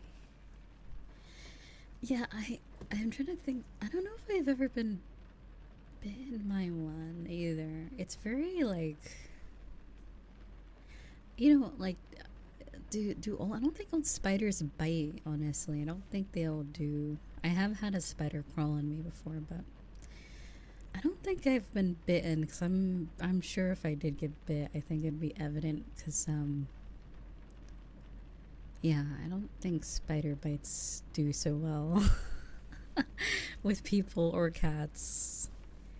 Because Leo got bit by a spider once, and his whole half of his face was just swollen up. It was right above his eyebrow, so his eye was all like closed shut. He was very unhappy. I'm like, dude, that's what happens when you go outside and mess with stuff. But yeah, basically perpetual suspicious face. But no, he was very, very unhappy. And I remember when it happened, he like jumped into my mom's arms. He didn't really like, not that he didn't like my mom, he didn't really like prefer my mom, but like he literally ran inside and like jumped into anyone that was like closest to him. It was very like, oh shit, what happened? What's up, little guy? What's going on? But yeah, Leo's a silly guy. Well, you'd be Spider-Man if you got bit. Also, welcome, Skull. Never late, never late. Welcome, welcome.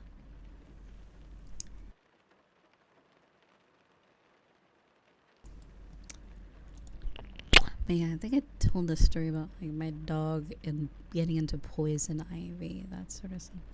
Or what I assume was poison ivy, I believe. It was something that would give them just the worst rash. But yeah. But yeah, that's the thing. If you have a dog, if you ever have a bigger dog or just dogs in general, have a dog mat when they walk into the house. Like if you have a dog door, like something that has so they can rub their feet off on it. If you get them into the habit to do that, it can remove a lot of like stuff on their paws. Is what we did, and that kind of like helped a little bit. Dingus. Endearing name. Is that really an endearing name? Dingus. I guess it kind of is. Calling someone a dingus. Dingus. You silly goose. Oh my. Also, I might have missed like most of the redeems this stream. I totally forgot. I forgot I turned them on. Or goober. I like goober better. Goober. Like dingus does kind of sound mean. It's like, ooh, dingus. You idiot. Oh, not very nice. Also, thank you for the 3 streaks called.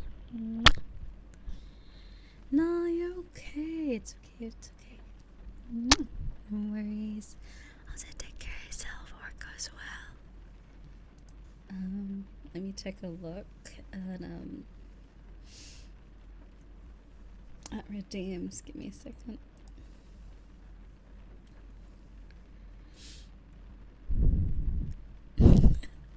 Isn't it? It's always dogs. Like you could call them like a dumbass or like they're happy. Like, come here, dummy. Come here. Like, woohoo. They're so happy. They're just happy to be there. Like, hell yeah, I'm a dummy. Come here, stupid. But yeah, I don't know. I just find that funny. It's really the tone of your voice is what they really respond to. I don't know if it's what you actually say.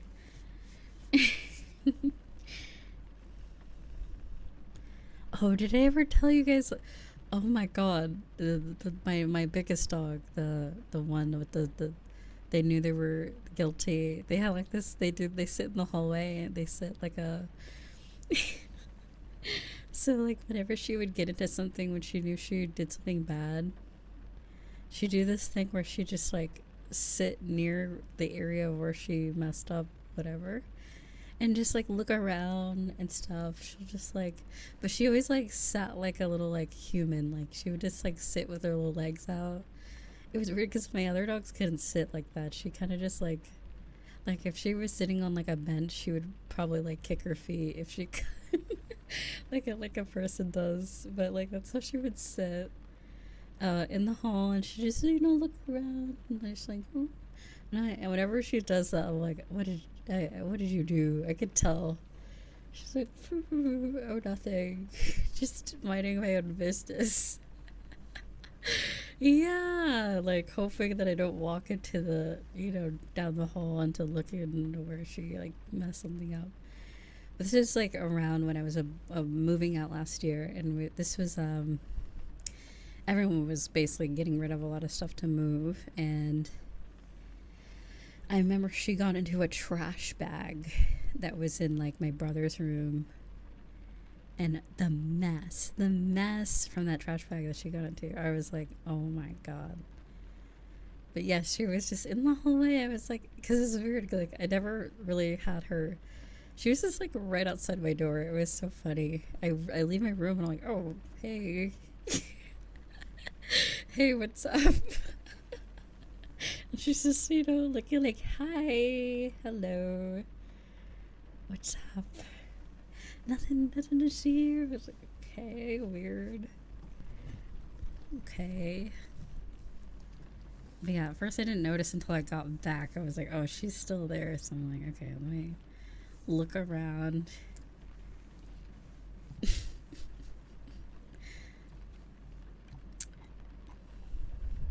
It's like she wants to let you know that she did it, but she doesn't really know how to do it. Because I feel like, personally, I feel like my dad overreacts to things like that. So I feel like she's kind of like, oh, I don't want to get yelled at. But I don't really yell at my dogs. I just kind of just like, oh, you can't do that. But yeah. Yeah.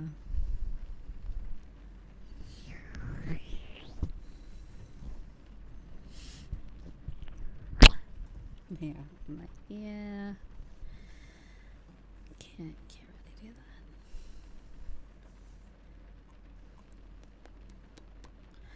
that. Also 6. Wow, thank you so much for 19 months. Oh my god. Thank you, sweetie. It's a really long time. Wow. Thank you, thank you. Damn, that's crazy. 19 months. Time really does fly.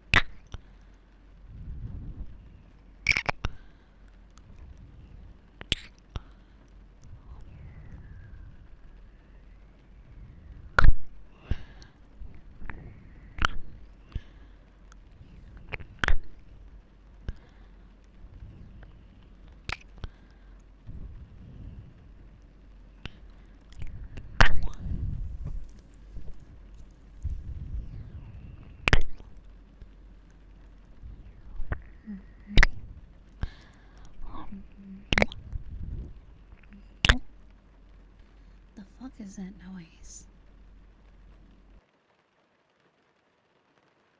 Weird. My neighbors are so weird. Okay, maybe I'm the weird one. They're like, actually, we're normal. We make weird, like, what is a character from Mario? Toad? It, it sounds like that shit sometimes. I'm like, what the like, what do they have, like, Toad in their room? Weird.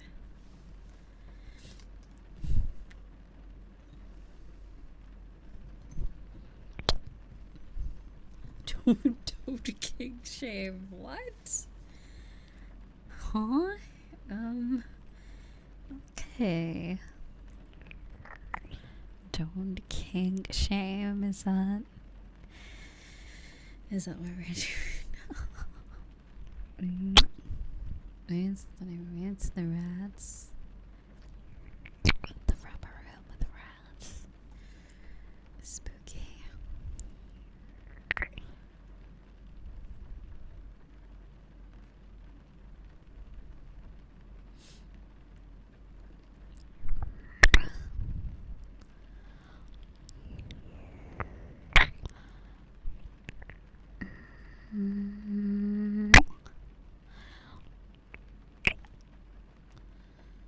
The rubber room with rats.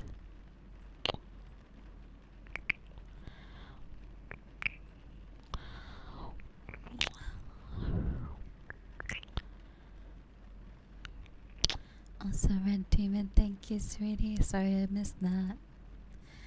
I wasn't looking at YouTube chat, sorry.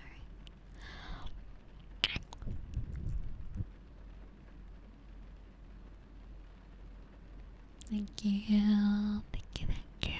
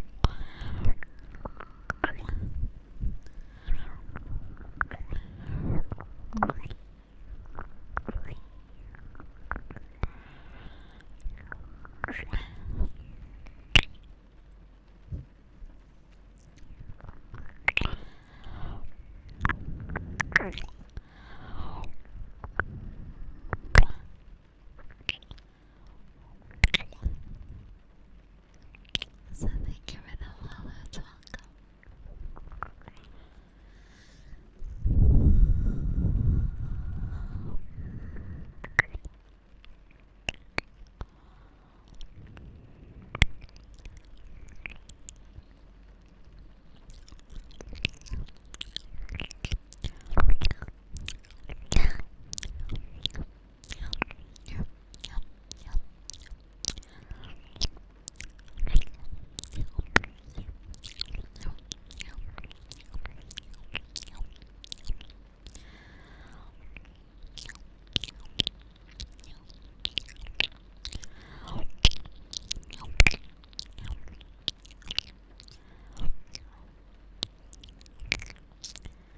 The last day of January. Can you believe it?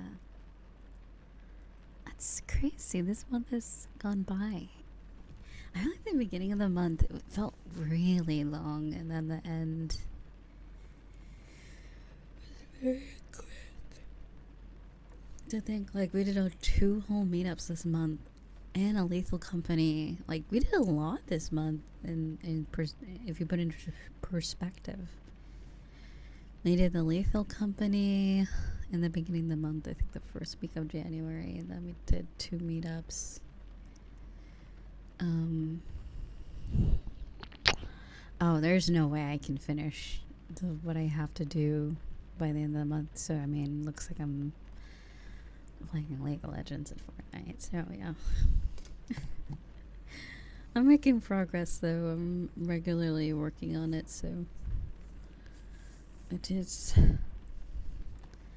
I'm more optimistic by at least the second week of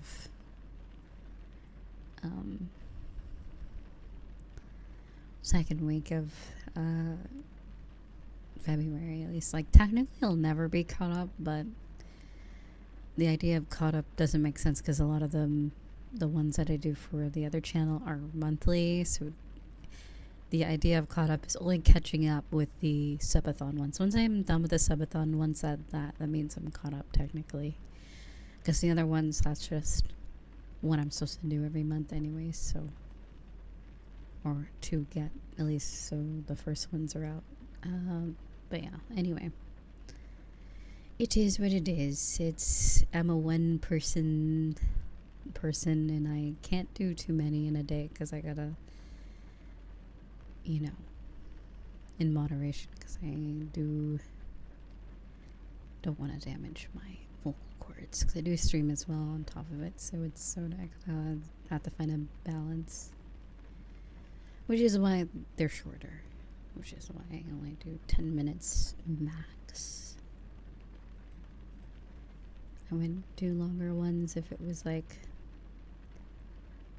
kind of like my main thing, but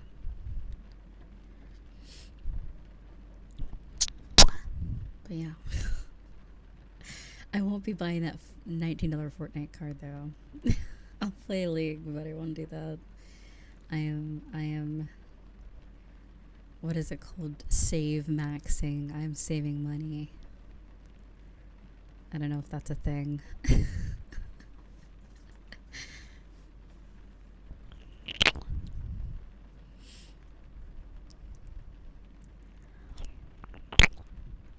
Minimal expenses.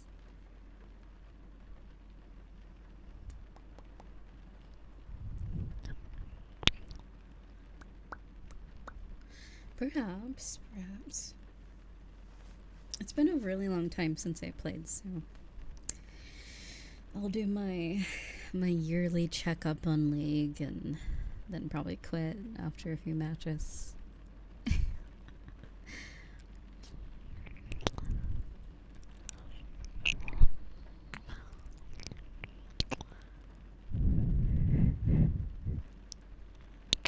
Did YouTube change the font? Or is this my browser that's weird? Like, it feels like the font's different. Like, it's not like entirely different. Like, they must have changed the font. Kind of like how Discord changed their font for everything. Is it the same? It just feels different. You don't think they'd... Oh, I'm zoomed in. That might be why. It might have looked a little different. It just looked more popping, like more big.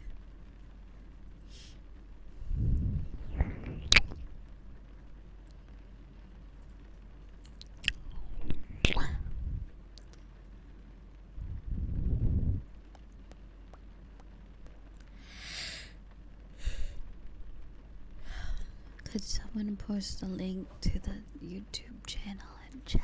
Thank you. I got a YouTube channel. It's crazy.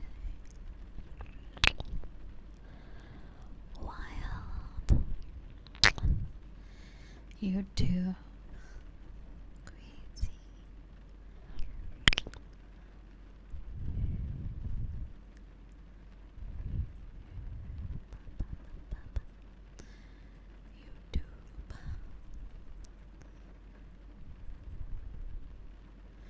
But yeah, what a interesting month here. We just have to do this 12 more times or 11 more times. So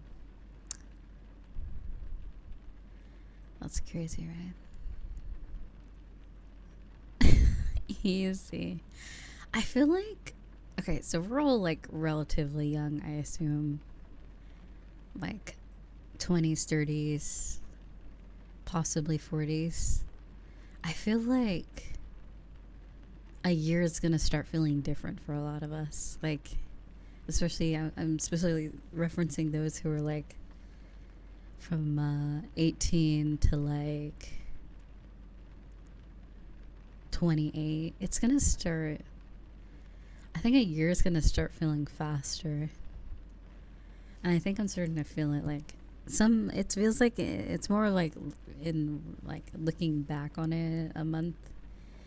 During the month it doesn't feel fast, but after it's like, damn, like that was it felt fast. Now that it's like almost over. It might like, and I feel like the timing of the lockdown and like the pandemic was just really poor timing. Yeah, time's been whack since then, but I also feel like it probably would have happened anyways at some point. Like the sense of time feeling faster.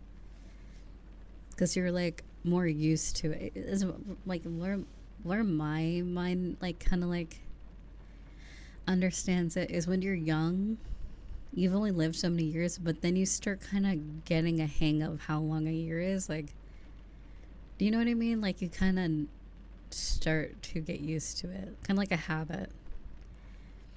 Like, when you learn something, you do it over and over again, and then you kind of like, it becomes a no-brainer. I feel like that's like aging, where when your 20s is when you're starting to be like, oh wait, a year, a year's a year, easy. Whereas like a year felt so long when you're like in your teens or childhood sort of thing. But yeah, that's not true though, because I feel like 2021 2021 felt longer than 2020. That year was fucked. That was like a really fucked year for me, but like every other year has felt really fast since 2020.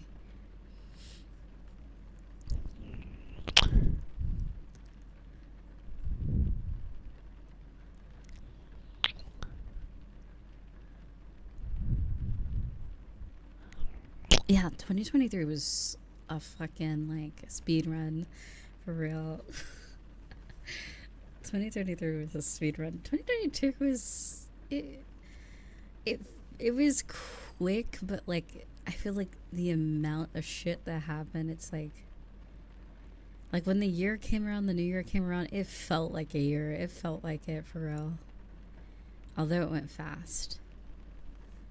It felt like it. Like 2023 did not feel like a year. That was like 4 months in my mind. Like it's so weird to think that it's already. Every time I see the 2024 on the date, I'm like, what? Where did that year go? Like, where the fuck? Where was I? It went so quickly. Drink. Oh, did you hydrate? I don't even have water near me. I just have my hot chocolate. I mean, I guess that's hydration, sort of. Very chocolatey hydration, so.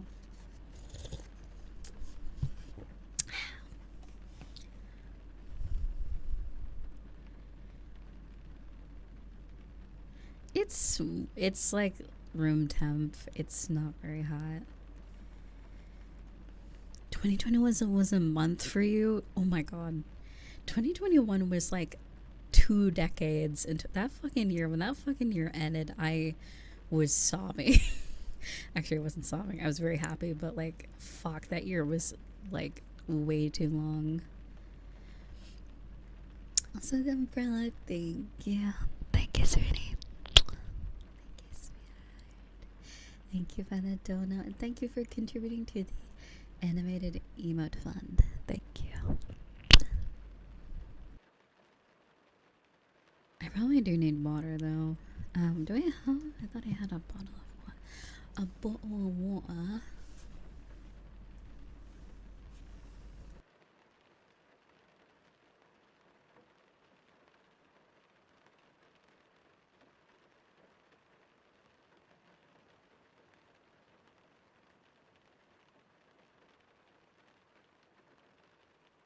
Wait, that's a thing? A desk warmer? Wait, a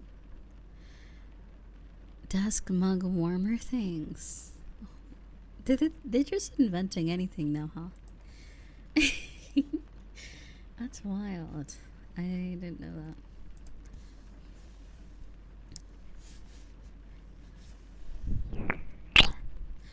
Yeah, you could suggest one. I can add it on there if you want me to. If you want.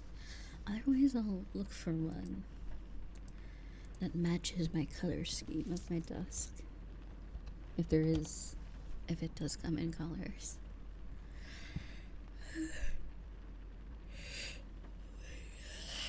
Ooh. A desk warmer. A mug warmer. Oh, you're talking about the kettle? I have an electric kettle, but I don't think I have a mug warmer.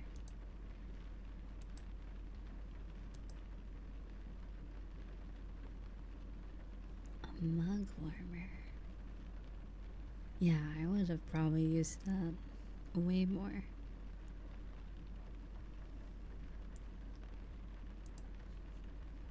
That sounds like a device I would use quite often if I had one. So anything green, anything white, anything like earth tones, green, brown, even black, even. But I don't know about red. Reds, blues is a no. I don't know. But yeah, if you don't mind. Otherwise, it could be any color.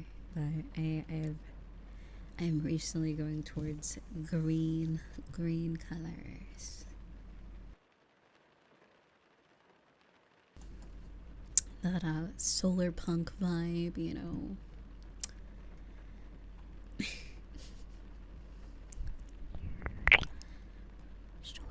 solar punk. Also, hello Supreme, that's waiting. But thank you again, Umbrella. I hope you've been doing alright. And I'm glad 2023 was good for you. 2023 definitely was a year. It definitely was. I'm like, if this is how like the world's going now, I'm like terrified when it's gonna be 2031. Like, oh, God, I don't even want to know what the 30s are gonna be like. I am deeply afraid. If it's already so cursed, the AI shit now, and then we got like, I don't know, it's gonna be so weird. And what is it in the 2029 that asteroids hit coming close to the Earth or some shit? So I don't know. I feel like shit's just gonna get crazier from here on out. There probably won't even be a world. Oh my. Well.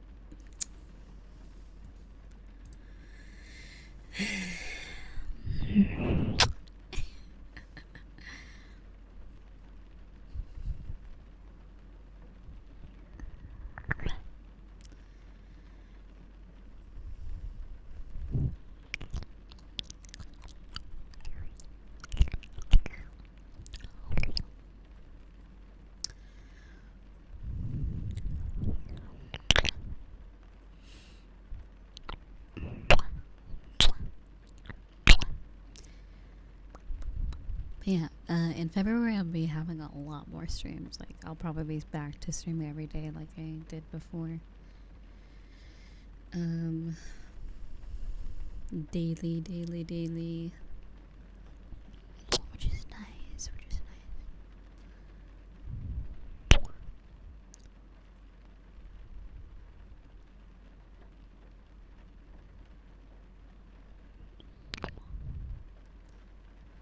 Daily.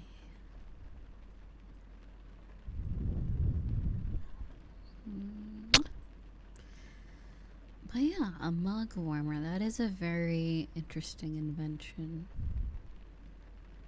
that I feel would save many cups of hot chocolate and tea.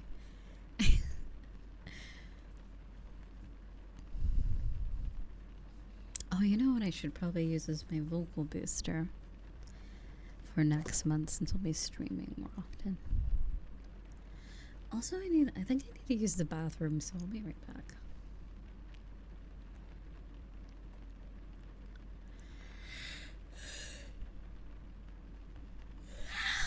Damn, that was a big yawn. Wait, what time is it? I've already been here for a while, but I'll stay for longer. I just need to go use the bathroom. So, water or bathroom break, some intermission. I'll be right back, so feel free to do the same.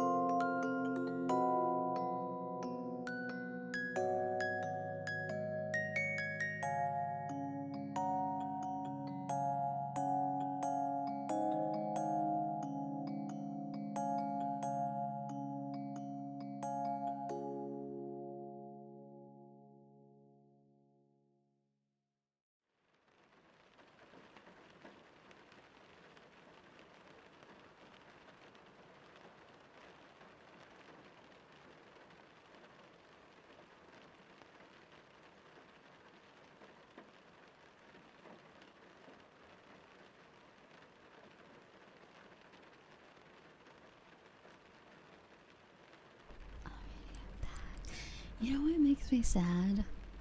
Is I got rejected by 3 separate, I guess because I do Void models, 3D model artists. I think I just got to go with someone that does from scratch in Blender or something. Because they were like, all 3 of them said that my design's too complicated. But let me show you something. Okay, remember back in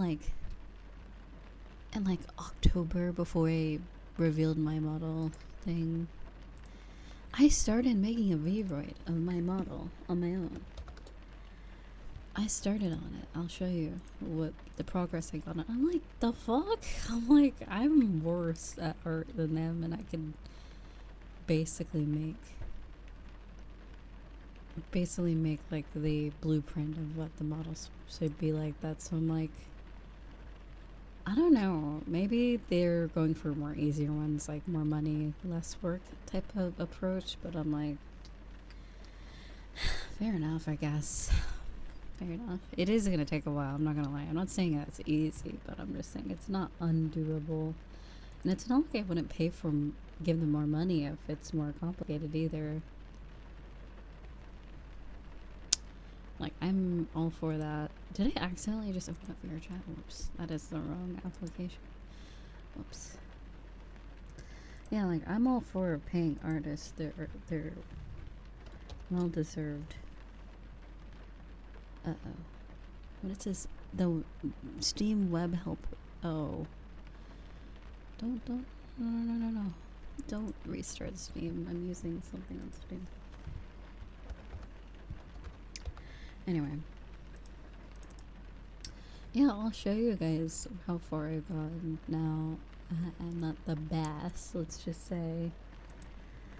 I'm not the world champion of like, maybe, okay, I have like a theory. What if I like show them the progress I made in them? Like, could you like finish it off like with your cool texture skills? If I send them like the half, like the blueprint of what I have, maybe they'll be more inclined. Otherwise I can just do it myself and then flex that I did it on my own. Like, look at me, I reclaim my Vroid skills again. Awesome, Miss. Thank you. Oh my god, thank you for 29 mods. That's crazy. 29. You know, I saw this video recently. Like, there was this person complaining about how, like, you know, like when someone has like a baby or like a relative, they're like, oh, our baby's like 32 months. And I'm like, can you do the math? Can you just say it's 2 years old? Like a 2.5. Why are we still counting months? I don't know why that made me think of that. Like, I find that so funny that some parents are like, oh, my baby's 103 months. I'm like, oh, god Don't make me do math. Like, what the hell? That is absurd. After once they reach 12 months, you're done. No more months. Once they're no longer a year, like under a year, it's excessive. Like, what does that do for me knowing that your baby's 24 months? Like, just say 2 years. Like, I don't know. Unnecessary math is what I think it is. My baby is 400 months old. Like, okay, cool. Wait, actually, how many months old am I?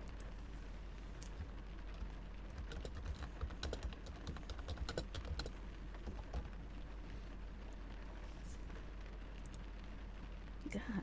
Okay, wait. So wait. Oh, I'm only. Wait, really? Oh my god.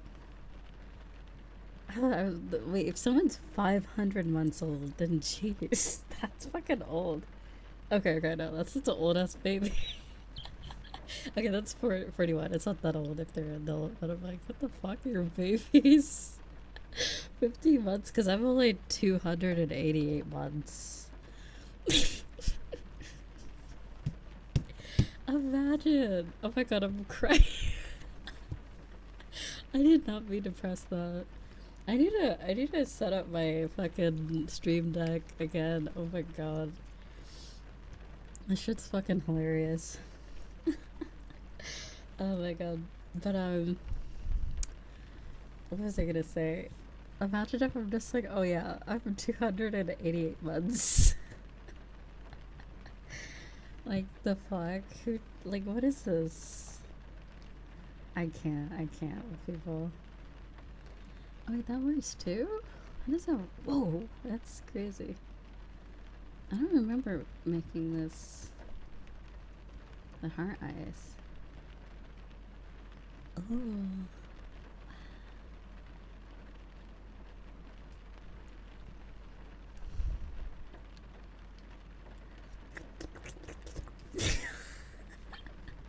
I want someone like. You know, like, imagine if someone just joins and they see that. Just me, like, on the screen. What are they gonna do? Click off?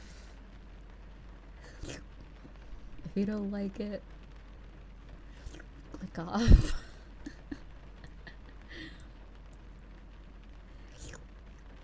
Yeah, that's like, okay. Here's my opinion on like asshole chat or something, or like, oh, why are you doing ASMR, or like, what is this? Ew, you know, people like that. I'm like, just click. Like, why are you here? You came to this place. You have the audacity to write a mess. I'm like, just click away. It makes me like so confused. Like, it always just makes me so confused why people go through the effort of like explaining they don't like something, like, to that extent. I'm like, alright, cool, like, good on you. You figured out that you don't like ASMR. Cool. Yay, let's all clap for them.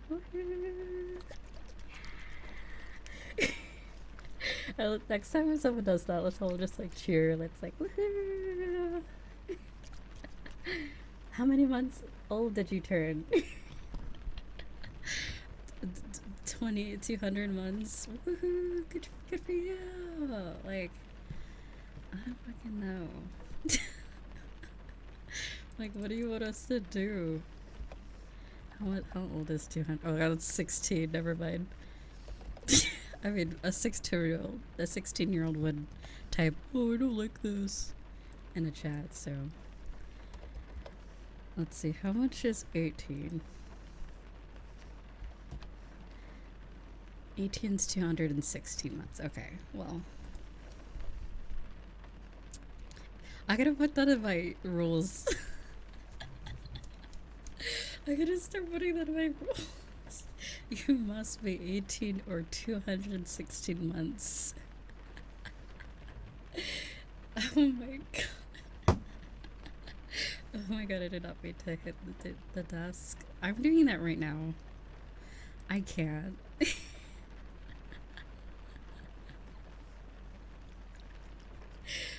Just put the months, put the amount of days. You must be this amount of days old to just be here.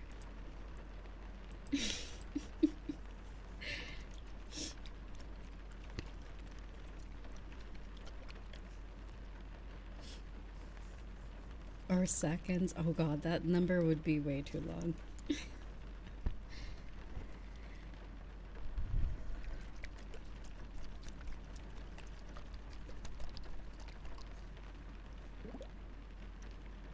But yeah, I find that like so funny that people do that. Like, I don't think. And people do that for dogs too, though. Like, oh, my dog is like, I don't know, like something months old. I'm like, once it's past 12 months, just say it's a year or something. Like, I never understood that. But although I think, you know how like kids are like, oh, I'm 9.5 or something, like, and a half. Like, I think that's like just I don't say when I was like 23, I didn't say I'm 23 and a half. Like midway in the year, I didn't say that shit. I just said I was 23. Whenever I turn 24, I don't know. Whatever, we'll get there. We'll know when we get there. But yeah, it's fucking hilarious.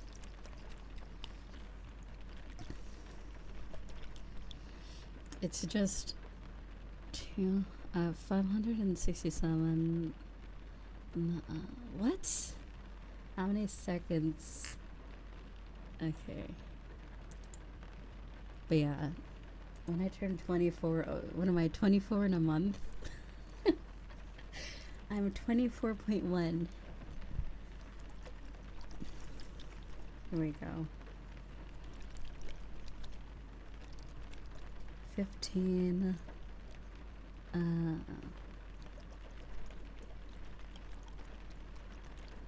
25.3 years old.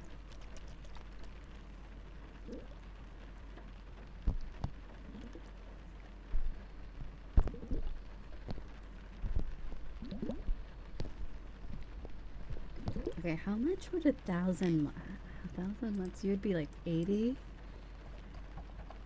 Oh my god, you'd be 83. There should be like achievements, like, you know, like Xbox, like when you reach like 500 in like 1,000 months. How did you reach, like, how like video games, like you reach this amount of hours in game, you just see that shit pop up on your phone.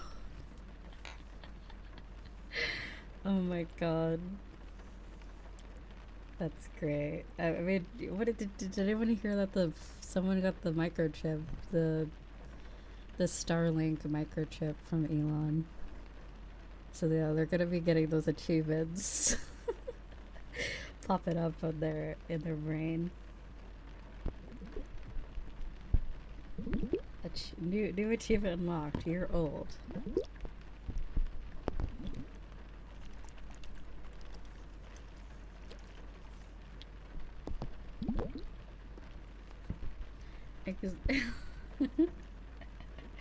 Makes age so like a update patch. You have reached 1,000 months old.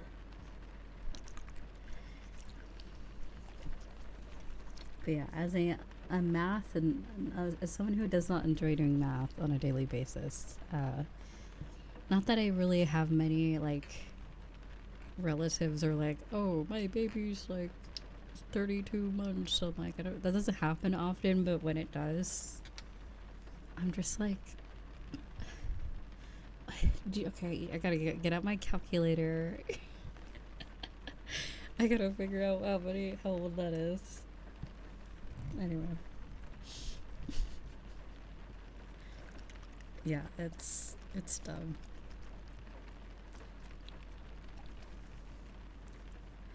Like, as soon as Leo turned a year, I'm like, that dude's a grown man. He's a 1 year. He's a cat. Like, I'm not gonna say, oh, he's a 1 year and he's 9 months. You know? I think when I got Leo, he was like 2, 3 months, maybe 4 months old. He was not a baby cat. He wasn't like super itty bitty, but he was small. I think he was around 4 months. He was only a kitten for a very short amount of time. Because then he just had like a huge growth spurt, and then he just became this big ass orange dude that eats all the food. So, yeah, it was really funny.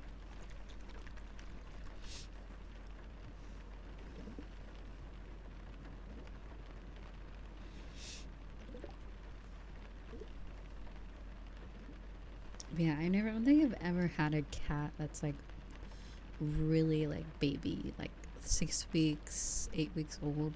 That sounds like way too like much, because I've always had dogs. I'm like, I cannot imagine a cat that itty bitty in my house. So they gotta be like a little bigger, like a few months old. A full grown cat, yours, Vice. Speak for yourself. Oh wait, you said my cat is fully grown and still tiny as hell. Okay, I thought you were talking about cats in general. I was to say like,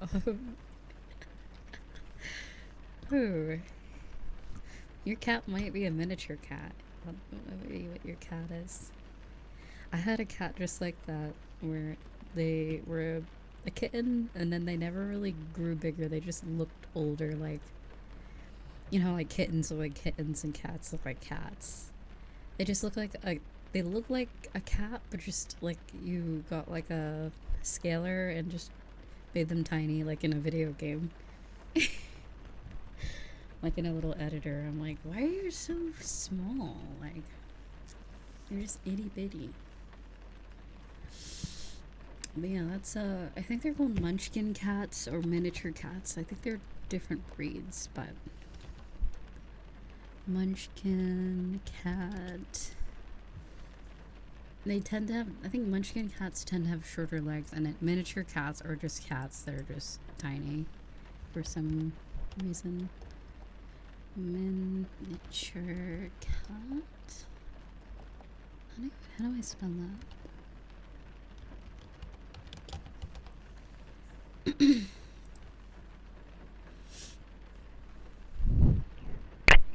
Oh, he's just a little smaller than most. Oh, okay. He's not microscopic. I see. Like Uni, the Maxwell cat, the black and white cat, apparently is a munchkin cat. They have little stubby legs. They're small.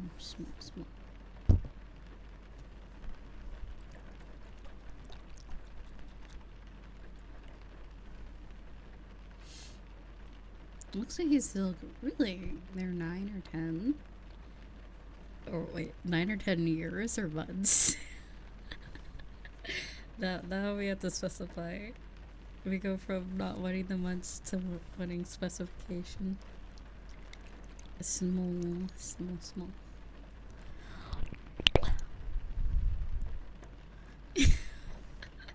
Roughly 120 months. I see.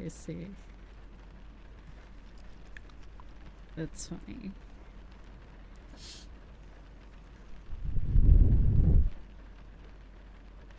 A growing cat. Very cute. Meow.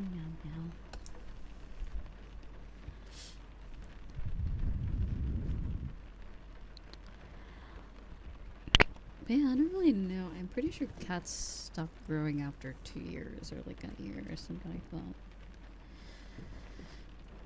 Not quite sure how that works.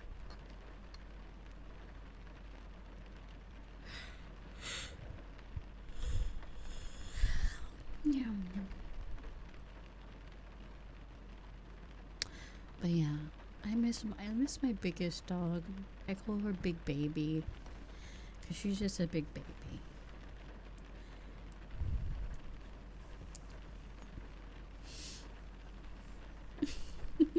With their little pouty lip. Does anyone have like a pit bull or like a bully breed dog, like boxer or boxer mix? Bully breed dogs. They have that little bottom lip. It's so funny. They got their little pouty lip.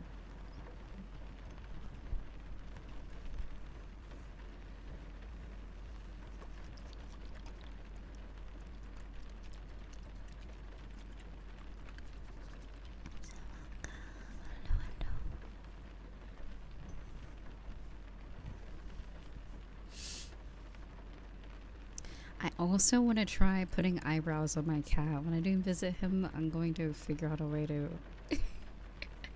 stick like maybe like construction paper or like stick it on him and then take a picture. Because I'm like, man, why didn't I think of that?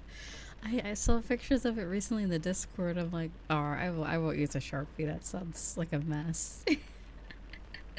I'm like, damn, well, that was such a good idea. Putting like eyebrows on your cat or dog. Might come to the Roblox space. I never thought about doing that. I'm like, damn, I missed out.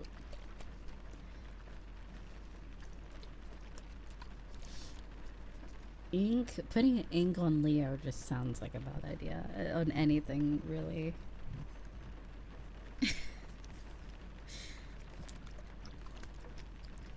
He'll just like rub his face on like anything and everything and get everywhere. So, because I'm pretty sure Sharpie, I'm pretty sure that doesn't. It only sticks to paper if it's not. If it's not paper, it's basically like ink where it gets on everything. Yeah. Getting permanent marker ink sounds like a freaking mess. I think at that point you would just have to like shave off the hair or something like that, or cut it.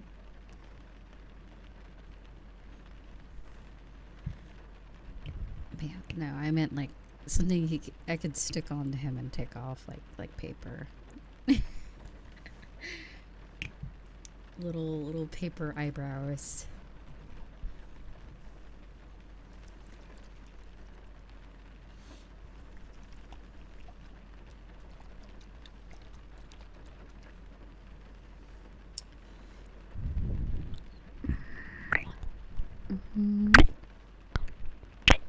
Oh yeah, and I think I'm gonna give him that blanket that he likes, because I don't really use that blanket anymore. His little favorite blanket. There's also a hole in it, so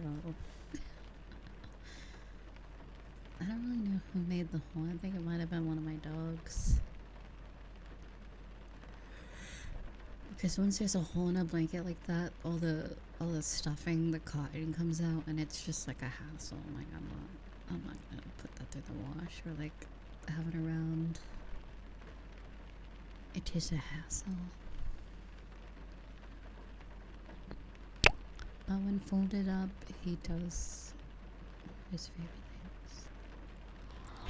things.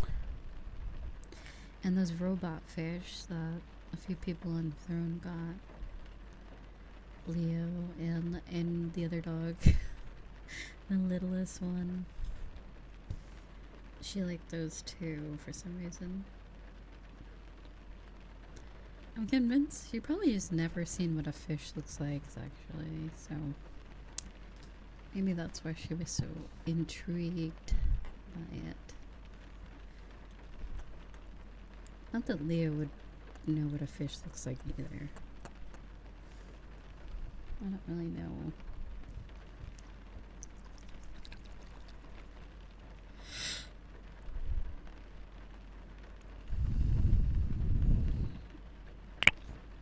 What?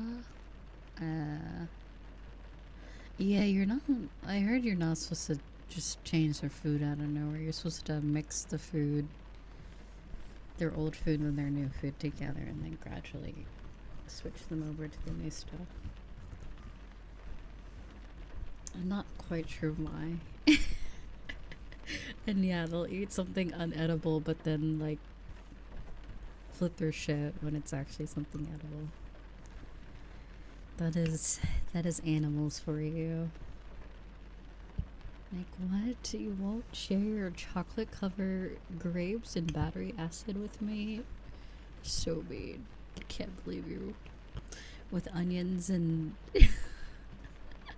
whatever else is bad for dogs and cats. I can't believe you. How dare you.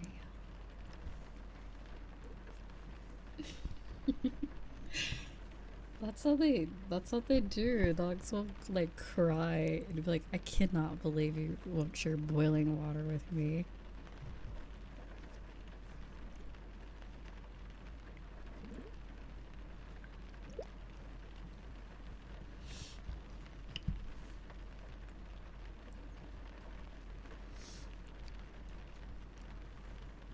Oh my god. I just had a vivid memory. There was two things my biggest dog hated. Is morning time. You know, you brush your teeth and you know your mouth is all minty, and then you go in, like when you pet your dog and you're in her face. Like whenever I hung out with that dog, I would just sit on the floor and hang out with her because she's like, where does that noise come from? Is that me? Am I hearing my own voice? Ew, that's so gross. I was like, who's that disgusting lady talking in the distance? Who is it? What is that voice? Gross. Okay, now I figured it out, so there we go. I got quite irritated there. Okay, anyway. But yeah, what was I saying? Yeah, she hated like the minty, the toothpaste or gum. Like if you're chewing like mint gum, she would like scrunkle her face. I don't know how to describe it. She'll like scrunch her nose and her face, and her like she'll like do this face and like turn her head, and I'm like, I was like, excuse me. At first I didn't understand that, and then once I realized the pattern of behavior, I was like, oh shit, it's the really minty flavors that like she just does not. She's like, ew, that's disgusting. Probably because it's really strong. And the second thing that's actually known to be pet repellent is orange citrus smells. I did not know that dogs did not like oranges. But yeah, I remember I peeled an orange near my dog, and she did the same thing where she like kind of moved away and scrunched her nose. And I was like, you don't like oranges? Like, oranges are great. They're yummy. Don't know about you, but I'll enjoy this orange.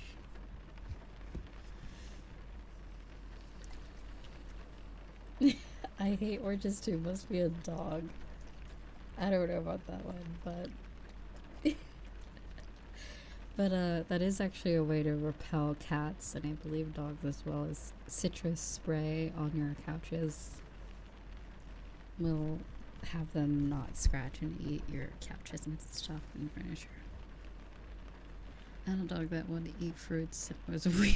I mean, it's not that weird. I know they're like carnivorous. They eat meat, but I think like domestic dogs will eat anything, to be honest. If you gave them a spaghetti, they'd probably eat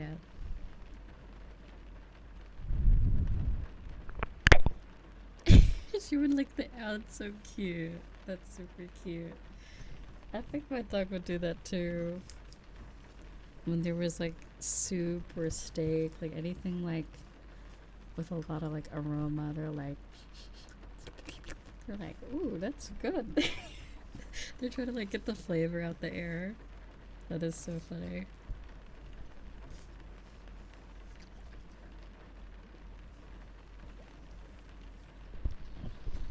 I think I told you guys about like that one Thanksgiving my mom actually let my biggest dog at the table. Oh my god, that was so funny. She's a super well trained dog, so it was actually funny having her at the table. I was like, I could not believe it. I was like, there's no way. But yeah, she was really sad, and it was raining. She didn't want to be in the other room, so we kindly invited her to the dinner table, and she just kind of just sat there. It was funny. It was so funny because it's like, if at a first glance, like if you took a picture like behind the dog chair, it would just look like a normal family eating dinner. But then you turn around on the other side, and this is a dog in the dining chair. It's just like, oh my god. It was really, really goofy. But yeah, she was very well behaved. She got her little pieces of steak, what are they called? Steak bites, steak chops or something. They're like pieces of steak chopped up or something like that. She got her Thanksgiving. It's funny because like we don't really celebrate Thanksgiving, but that was one of the times we did. There was a dog at the table. It was really funny. Like, it was very rememberable for me. Like, I remember the 3 times we've ever had Christmas dinner. One of the Christmas dinner, my dad, I guess, I don't know what seasoning he used, but the food ended up green. Everything turned green. It was like the Dr. Seuss book. And yeah, it was wild. I'm like, oh, green eggs and ham, basically, yeah. I think it was like poultry seasoning or something. He was trying to go for like a traditional, like American Thanksgiving, like turkey, and whatever recipe he followed. Whatever recipe he followed, it fucking turned out green. Like, I mean, when I mean green, it was green. Like, it was more of like a yellowish green, but it was like green. Green, very, very green. It was good for the first day, but oh, it might have really. Is there green? There's seasoning that's green. Did you end up liking it? Like the book? Well, this is the thing, like, with a turkey, like, when you have, like Thanksgiving like that, there's leftovers for, like, days. So, like, the first day I was like, oh, you know, it's like, hey, it was alright. Then the second day was like, oh, it was okay. And then, like, the third day, my mom was like, I don't know if I could do this I don't know if I could do this anymore. And we didn't want to hurt his feelings either. Because I think this was like one of the few times he cooked. Oh my god. So it was like, we kept like, I think it was on the 4th day, we kind of just said, I think it's time. But to, yeah, let it go. I believe turkey bones are lethal to animals. They're bad for dogs. I don't remember if it's the actual bone of them choking on it or the marrow in it, but we ended up giving the dogs some of the meat. Yeah, we gave them the meat and then threw out the bone. And that was pretty much that. Yeah, choking hazard. Yeah, because like they could, like technically they could eat bones, but it's the fact that bones like that shatter. Yeah, they splinter. Like cow bone, if you had like a cow knuckle or like cow, like we give them stuff like that. Cow bones are fine. Those are like, if you get those big dog bones from PetSmart or something, those are good. Would a dog make that? Oh my god. My biggest dog, whenever we'd get her a bone, we would not see her for like days. She would go in her crate and she would have her bone. It was really funny.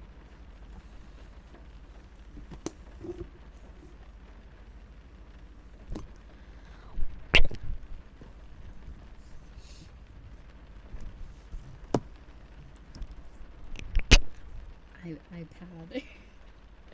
For Leo, it was an iPad, or for me, well, it was an Amazon Fire. I wasn't that baller. I would give him an iPad. Oh my god! I'd give him a tablet, and he'd watch videos while I worked. It was quite funny.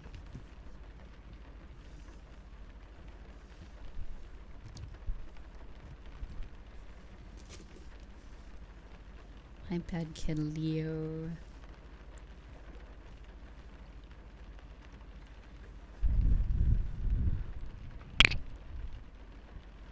Oh yeah, dogs will get in the trash.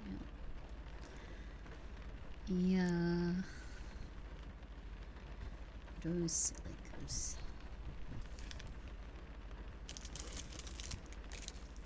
Tall trash cans with the lid on it, where you have to like put your foot on the pedal to, or like a thing to lift it, are probably the best option. So yeah, dogs will just open it up and like, wow, all this free food in the trash just for me. You shouldn't have. How kind.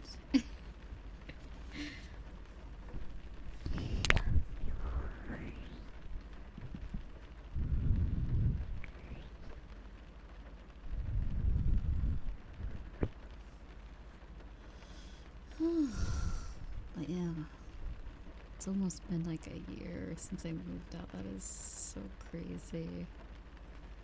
Like, when I tell you, 2 years ago, I never thought I was ever gonna leave my parents' house. Like, I just thought I was just stuck with them forever, and I was gonna live with them forever. Like, I had no future of my own. Like that, and that was wholeheartedly 100%. Like, this reality where I'm independent was 0 in my eyes. Well, maybe like 2%. I had hope. There was always hope, but like, I didn't really believe that I could do it.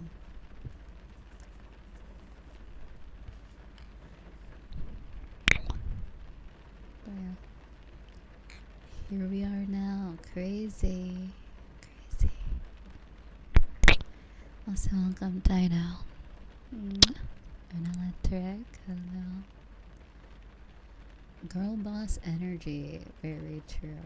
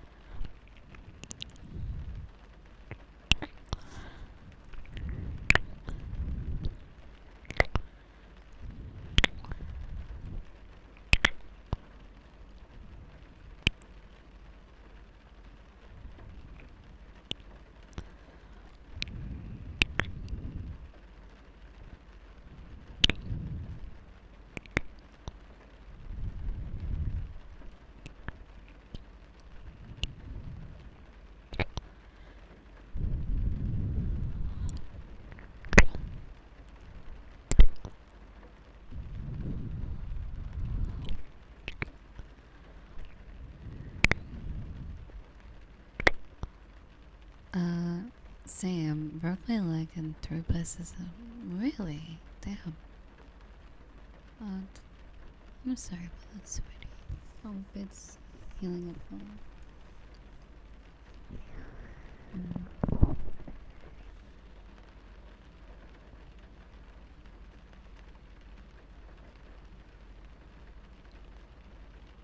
Oh, if you haven't gone to the...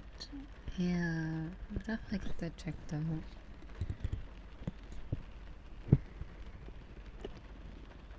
Yeah, I heard like toes will heal on their own after a while, but I'd still get... If you broke your toe, I'd still... Yeah, you can break your toes.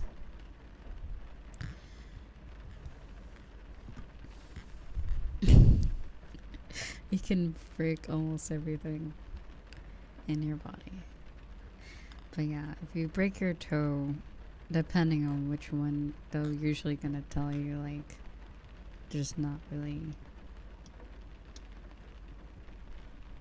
much to do. I don't even think you really put a cast on a toe. I think you just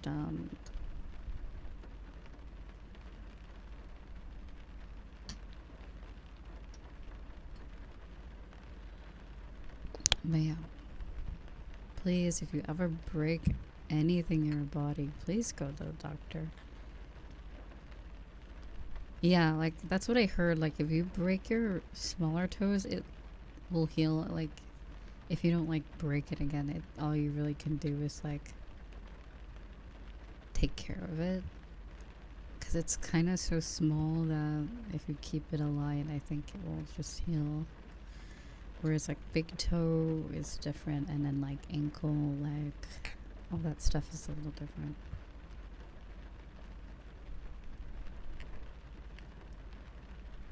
But yeah, oh my god. A broken bone just sounds so terrifying to me. I'm not gonna jinx it, but like I'm sure I'll have my incident where I break a bone one day, but yeah.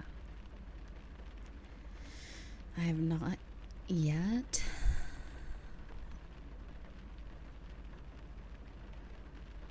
But yeah.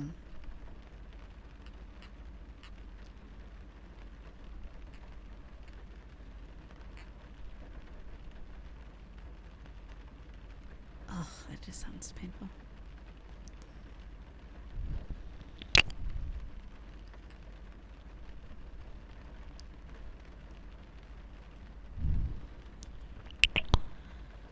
The worst I've ever done is it fracture? What does fracture mean? Or sprain? I don't think I've full on broken something, but I think I've gotten close to that point, and it was my arm, because I had to put it in like a sling for like a few... Is it a cast or a spring? I forgot what it's called. But yeah, I think it's the... I think I've torn a muscle before. I think that might have been what it was. I'm not quite sure. I used to do sports, so that was the thing.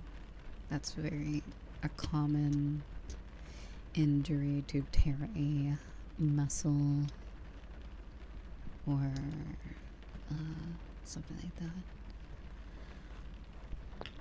I'm like 90% sure I have. Really? Oh my god. So thank you for all, but yikes.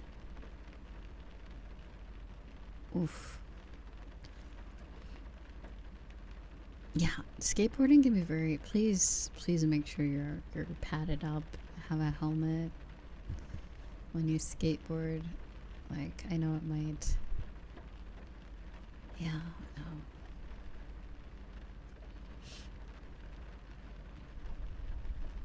Yeah, it does not sound fun. I mean, doesn't Tony Hawk wear gear when he skateboards? Shouldn't that be like an example? Like, professional skater wears gear, you should probably do it too. Yeah. But I know a lot of people don't, but those are very risky. I think that guy just is old. I think he's just old now. I don't know if he's getting old. I think he's like in his 50s.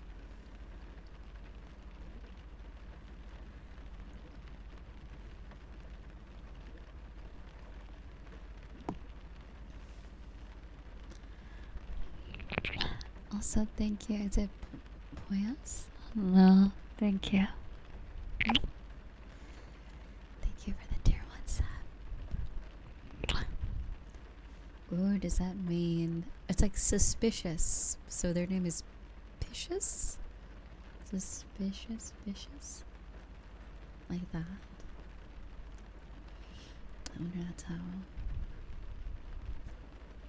you say it. Oh wait, the Partner Plus thing doesn't update until 2 hours, or like it's not like current, I don't think. Oh, what sports did I play? Okay, so I gotta really think about this. Okay, so I did ballet. I think I did taekwondo at some point when I was younger. I actually did both at the same time, actually. And there was a reason for it, because apparently physical fitness in that regard helps your ballet skills, is what they told us. Probably a ploy to get more money out of the parents. I'm not gonna lie, like, they could take 2 classes, get more money. That's probably what it was. But anyways, it was actually very helpful, like, to learn how to use your body in like that way, and like athletic sense is very, very helpful, because then that led me into volleyball, the fun sport. Volleyball, very fun. And it led me into track. That's a sport. Yeah, that is. I think all those are technically sports now. I think anything athletic now is a sport now. So, I I was like peer pressured into it because a friend of mine. I didn't really like baseball that much. I think I did softball for a very short time. It wasn't even like the official. I think it was practice. So I think what you did was attend it, and then they would choose the people for the actual team eventually. But yeah, no, I was like, I'm not about this. I'm good. Or softballs, I think what they call it for girls, you know. What else did I do athletic wise?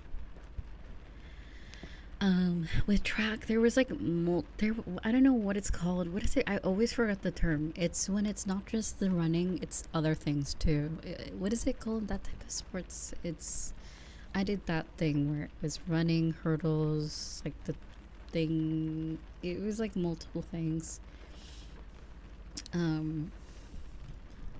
Yeah, let's just call it track and field. I think there was like a name for it back when I did it, but track and other things. I was the runner lady though. I was fast, so that is what I did. I was fast and I could jump quite a bit. But then I did dance at some point. Yeah, so I did like a few athletic things. I never did soccer. Oh god, ball sports. as I like to say, sports with balls. I just can't. I my attention span. Listen, I might have had the athleticism back then, but like, no. The attention span could not. I could never. I could not do a team sport. Is I think what they're called. Ball sports are good. I'm good. I will not be chasing balls. No, thank you. I did tennis as well for a little bit, but I don't think I did that like tennis wasn't offered at my school as like a sport. It was more of an after school like it was more of a hobby, like a thing you could do um,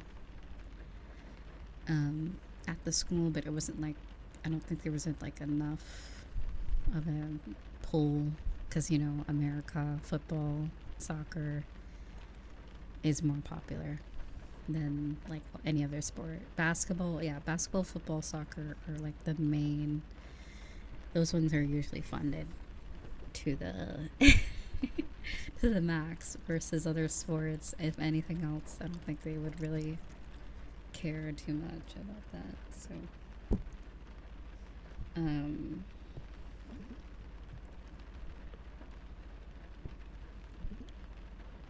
I think I did karate when I was very, very itty bitty. And that's about it. Those are all the sports. But I basically did track until I did it up until I think it was 2017. And even then, I'd still so I graduated earlier technically because I did homeschooling for my last bit of high school years. So I'd still go because wait, yeah, I'm like doxing myself anyway. So I kept going until I was 18 to that same group, track and field at least. Yeah, but I won't elaborate.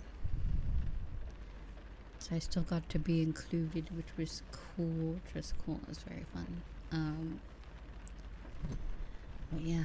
Oh god, I remember that's the year I discovered VR chat.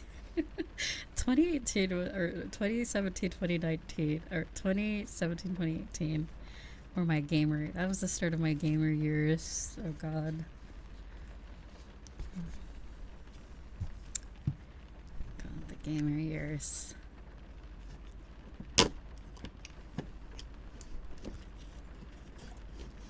But yeah, I was very artsy. I enjoyed art, and I basically did sports, theater, and art throughout my youth. No, my it's funny. My introvert art started when I was like 13. I was like I would do stuff at school, like after school. Like I do stuff related to school. I had to with my the type of parents I have. My fucking parents were wild. They wanted me to do everything. So I couldn't get away with that. But I stopped hanging out like in my neighborhood. I just stopped social. One day I was just like, I'm done. I'm just done. So like, if it wasn't related to school, I'd just stay like at home or like do stuff on my own. Or like go to like parks and stuff, but yeah.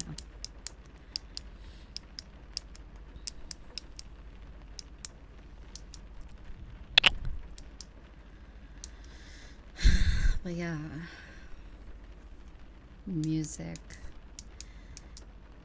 musical things. I think a while ago, I think it was one of my first streams after my debut, I talked about my musical my musical escapades or whatever. I think I talked about that quite a bit. My guitar and all that stuff. A bit of piano, keyboard piano when I was younger. Yeah.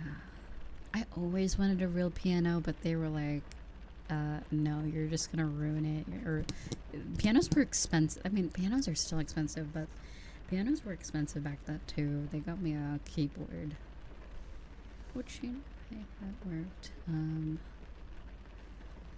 That was cool. But then I did guitar for a while, and then I picked it back up. Who keeps somebody keeps bringing this up that I was trying to raise someone up with my guitar skills back in the 2021 or 2020. I'm like, it wasn't Riz. I was just like, oh, look what I could do. You know. Yeah, but I haven't picked up my guitar in a while. Like since that stream when I picked it up, it was a lot of tune.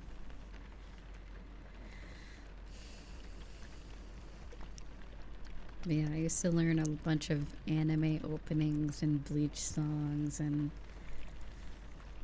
rock songs that I was into back then. So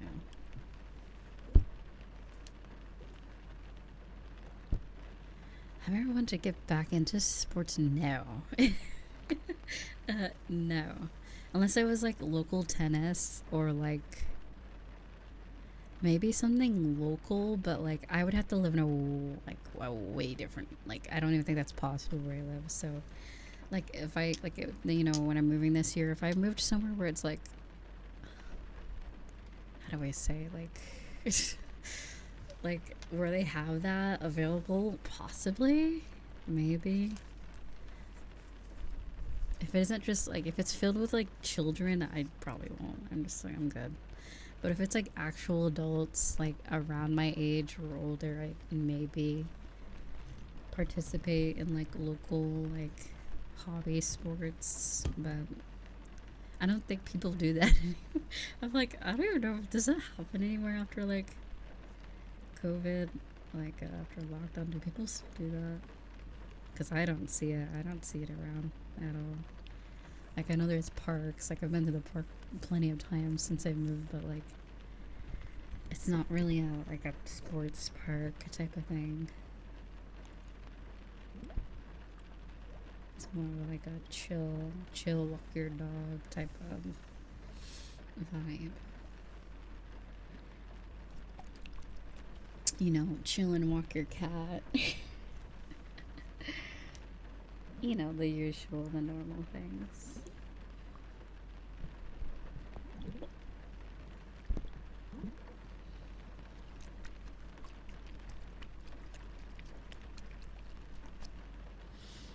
Yeah, but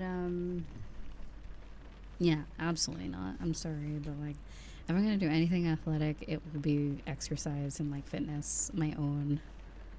I will be my own team. That is a self journey. I will never participate in team sports. I don't think. I have no interest. But yeah.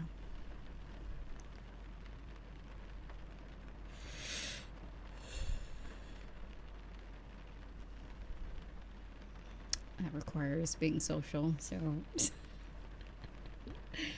ew. Cringe. Like when I go for walks or like stuff like that, I don't have to socialize. I can just like put my music in and pretend I don't exist to people. So I do like that a lot.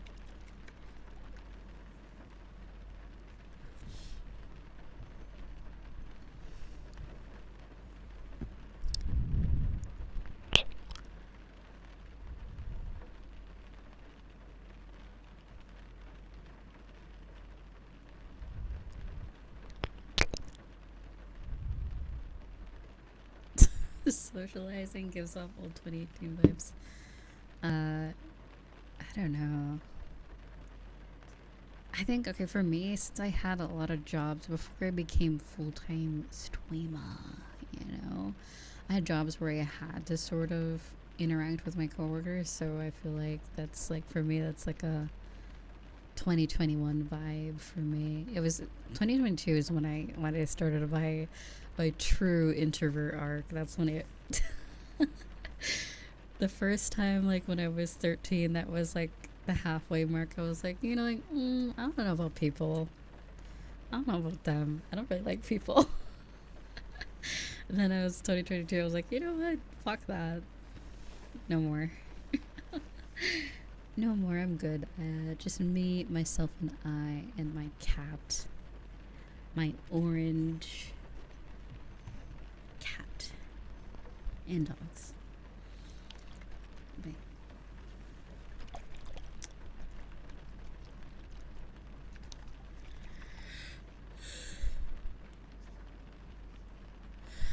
yeah, like I said, like a few streams ago, I think it was like back in December, like a library job or like a job nowadays, like now that I'm kind of like over hating people, I'm over my introvert phase again. I wouldn't mind having like a part-time job that's more like social, but I had such burnout. Like, and at the end, I think I talked about how long 2021 was for me. 2021 was fucking, ugh, it was awful. Cause like, okay, and to put into perspective, I'm gonna be honest. Like 2020, although there was a whole pandemic happen, work for me did not change. If anything, I had more work.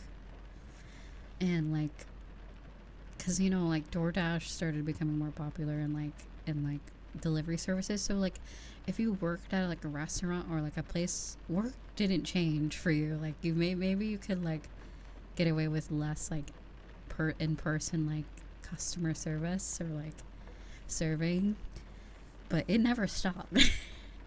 Orders never stopped. If anything, it was worse. It was like double for all the jobs that I had between 2019 to 20 at the end of 2021. That was like, yeah. And then my seamstress job was, ugh, that was, oh man. I can find so many other things. Like I will take not knowing how much I made in a month, like as a, like I'll take the uncertainty of as a full-time streamer than do a clothing making again. That was the worst job. Like it's one of those things, it does feel like it's very similar to how I feel about like art. When I used to do art commissions, like you like the outcome, but the process to get there is just fucking agonizing. It's just a lot of work. And if you don't get like good pay, it's like it feels, you just feel worse. You feel like you're like a tool, basically. It's not fun.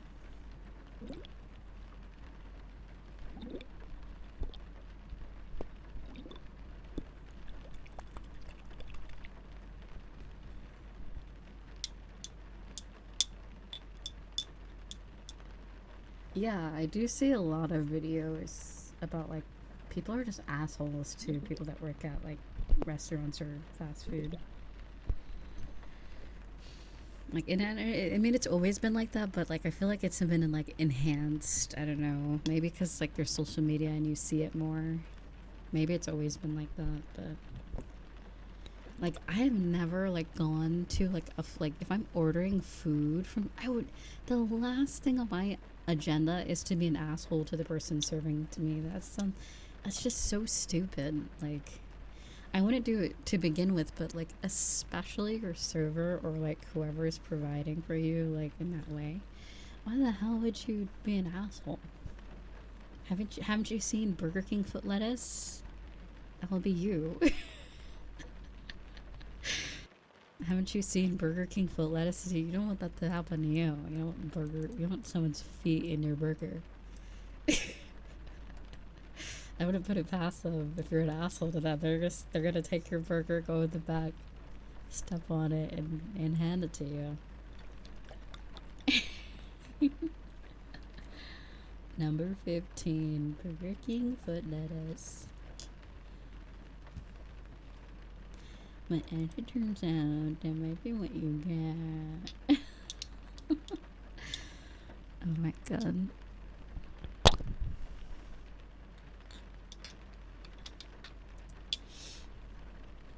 Yeah, it's so... Yeah, no. How about no? It's a no for me. I do not want to verbally assault anyone trying to serve me anything. That just sounds like a dumbass idea.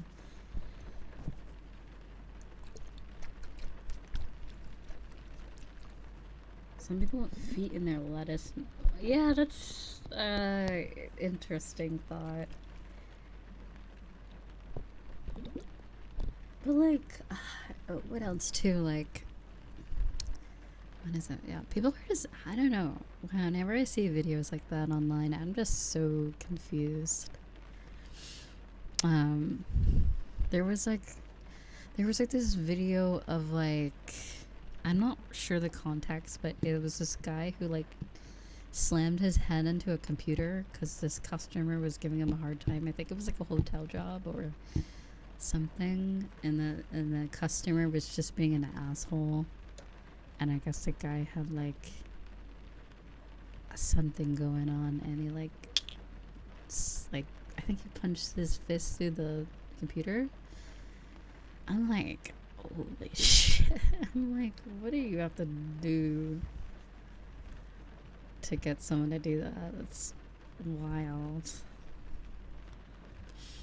Like, sure, people should be doing their job properly, but there's like,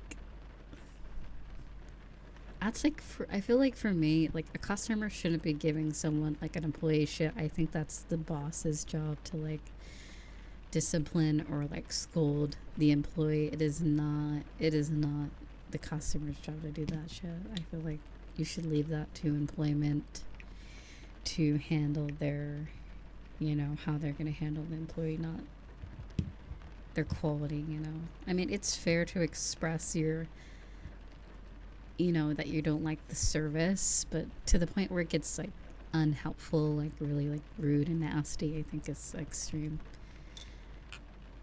Yeah, managers too, like whoever is in charge of the employees like thing, like I think that's their job to do. And there's a way to express that you're not happy with their service in a polite way. And then there's also an asshole way to do it.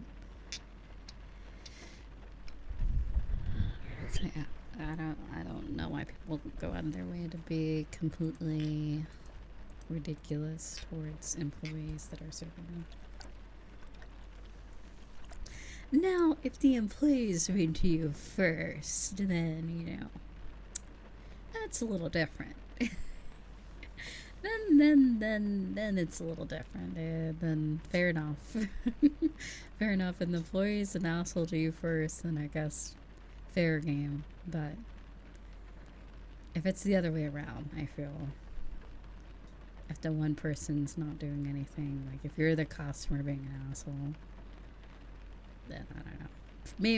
For me personally, I've dealt with employees of people are like being at an establishment or place where the employee's an asshole and I don't react. I just go about my day, and that's probably the best way, because a lot of the times if you react to someone else's anger or like their bad attitude, it just doesn't help. A lot of the times if you don't react, they'll realize how unruly they're being, which is what I found to be the case. I haven't experienced that too many times, but like, yeah, no.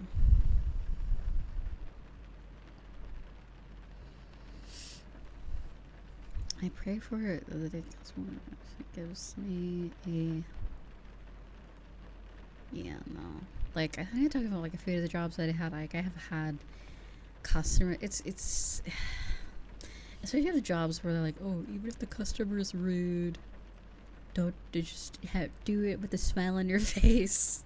Those type of jobs are bullshit, I feel sometimes, because it's like, especially this is when I was like 18 and I was working at a fast food place, and a older gentleman, will say, was being very creepy, and I'm like, dude, you gotta stop, that's weird, gotta chill out, thanks.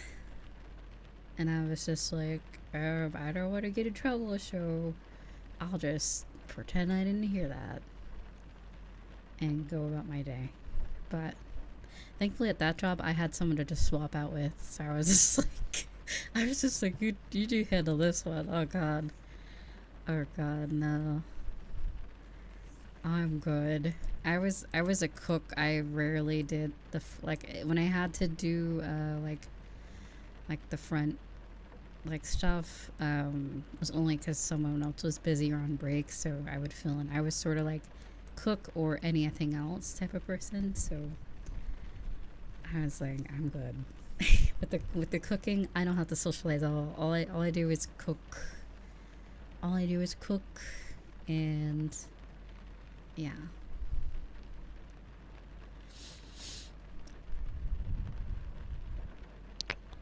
Let them cook. Yeah, that's all I did. I just cooked, listened to music, listened to podcasts, and cooked. At that job, I only could have like one earbud in, so I couldn't listen to ASMR. Unfortunately, I would if I could have, but only one earbud in was allowed, so that if any emergency or if someone's calling me, I can hear. But yeah, it was weird. It was like it only happened a few times, and thankfully I've lived in that job was. It was in a busy enough place where we didn't have really regulars. Like it was, I'm sure there was regulars, but I worked various hours in that job. Like it wasn't just a set time. I would work basically whenever they needed me. So the chances of like someone being rude to me and them showing up again was like slim to none. So thankfully that's how it was at that job. And yeah, that was weird. But yeah, I think that's the only job where that's ever really happened. Because that wasn't like it's very different when it's like a coworker being weird to you, because then you could just like, at least the jobs that I had, I could just easily just be like telling them like it didn't feel that difficult to just tell someone.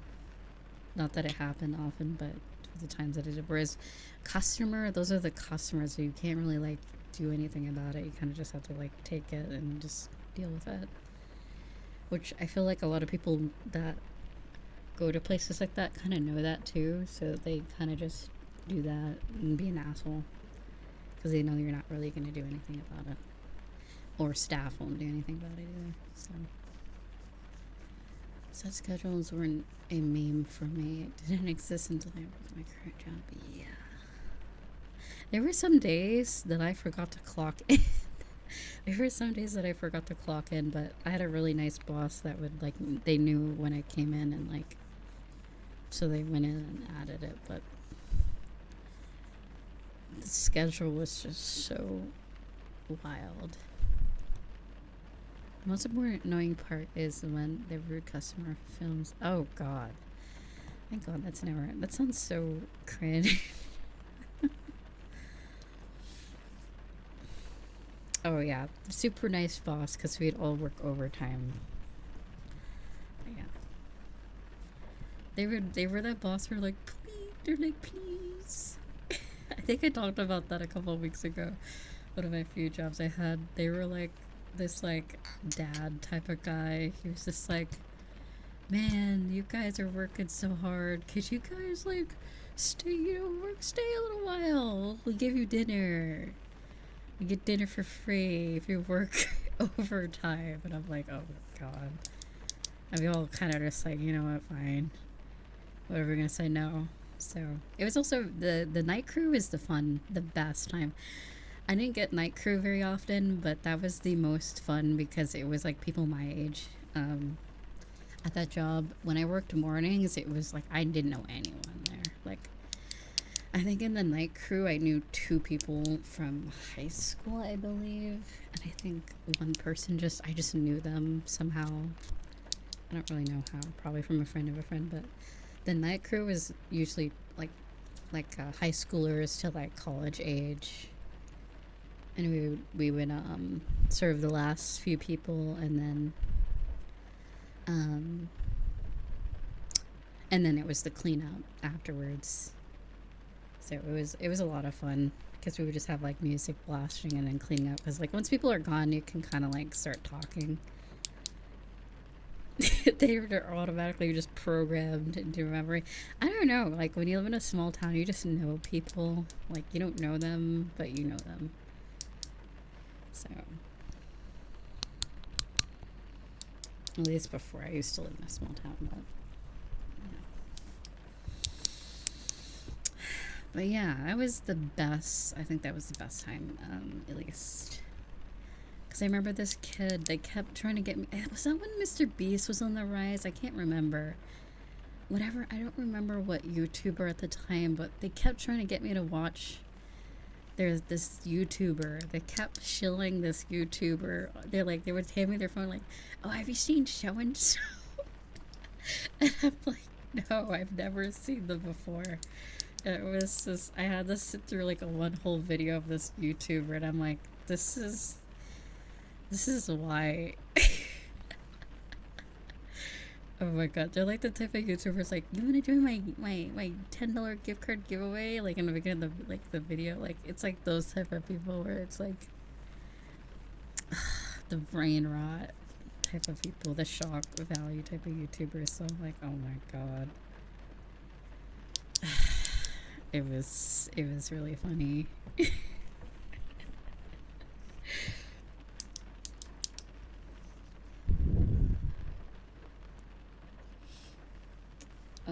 But yeah, ever since that job, I quit that job.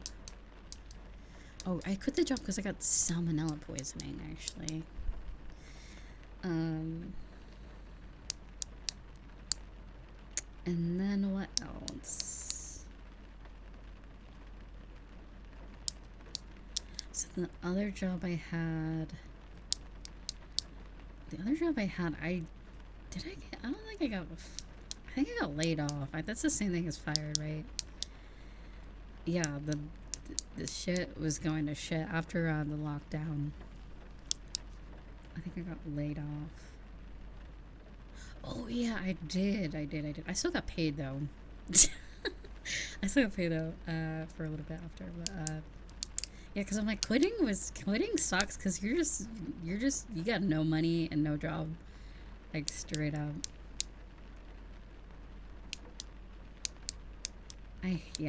Quitting's worse. I feel from my experience, like that shit's just like abrupt. But when you get laid off, at least I think most places have it where you can at least get like, I think, partial income. I think for the rest of the month and for a little after that, it was the full, and then it starts becoming half, and then it completely stops, I think, after a while. Yeah, quitting feels so much better. Being laid off is like, damn, it's like a weird breakup. It's like, damn, what happened? But no, it was just like financially the company was just shit. Like after lockdown, after 2020, a lot of businesses in 2021 were just, yeah, the transition into normal life again was brutal. So yeah, a lot of companies got yoinked, went under. So yeah.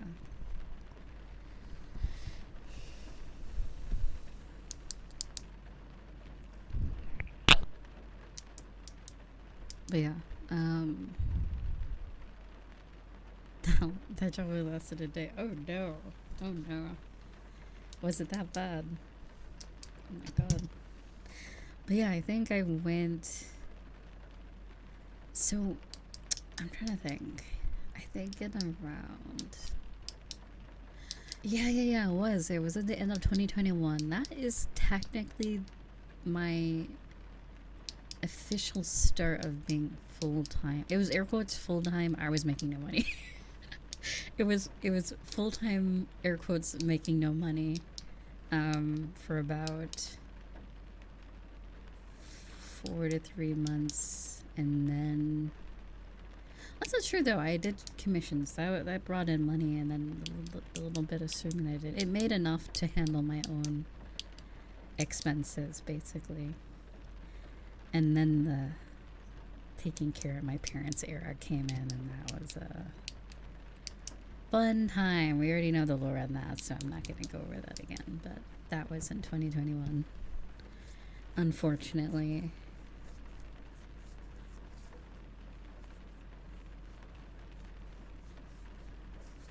But yeah.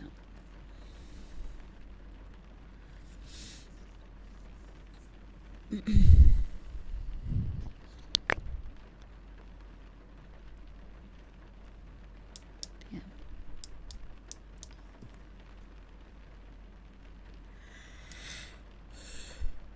Yeah, I'm sorry you had to go through that. It sounds like a good thing you quit that day. Like that, you'd never want a job where they feel like they can like they own you type of thing. Good thing you stuck it to them. That's good.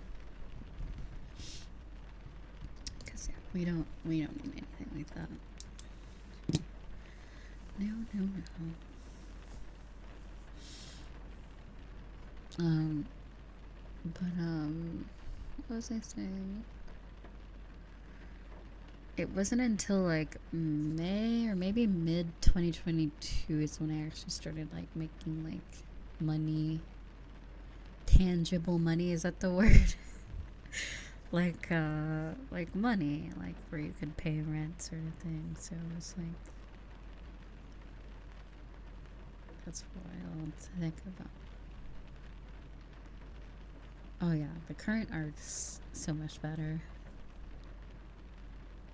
Like that was when I like back in 2022, I streamed every day. Like literally, there was only 2022. There was only 20 days out of that year I didn't stream. So like I would stream every day, even if I was like not feeling well. I was live, so it was like it was a it was an interesting time for those that were there. Nowadays, if I'm feeling unwell, I will skip. Like I am only here when I'm at my peak or feeling decent enough to like not that I'm like always like but you know what I mean, like it's weird, like when I went to my like previous jobs I could be in like the most shit mood but do great work, you know what I mean.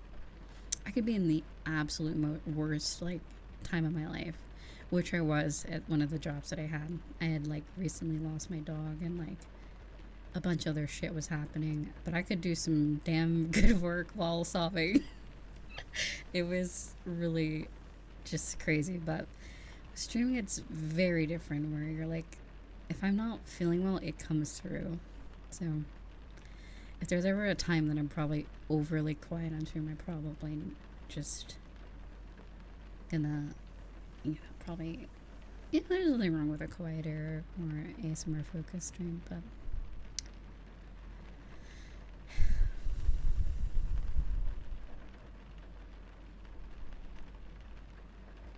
before I never really argue with members, so they just follow order. I see.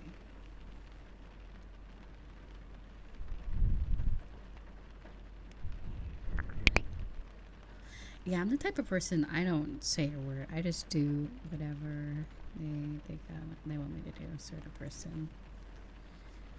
I do not input any of my opinions unless asked. That is typically how I do. So, unless asked for said opinion or 2 cents, I tend to just float and exist. But yeah, full-time content creator has its ups and its downs. It's very stressful, but it's like the stress is worth it. I feel like it's, I don't know, a double-edged sword, definitely.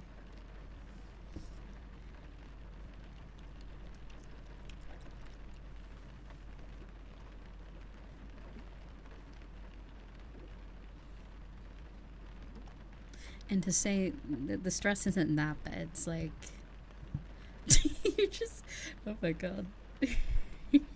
Slow versus up, I thought. Like the level of stress that I had, like this level of stress is way different when I was full-time content creator living with my parents versus full-time content creator living alone. Is like the stress levels are so different. And like now I'm kind of sad because like I could probably financially support having a cat now, but like too bad Leo is not here. I feel like it's like mean. It's like I'd rather have a Leo. I don't know if I can get another cat. I don't wanna, like, because there's a chance that I can also adopt him back from my family. I would, so I'm gonna hold off because I don't think I could have two cats. That sounds like way too much.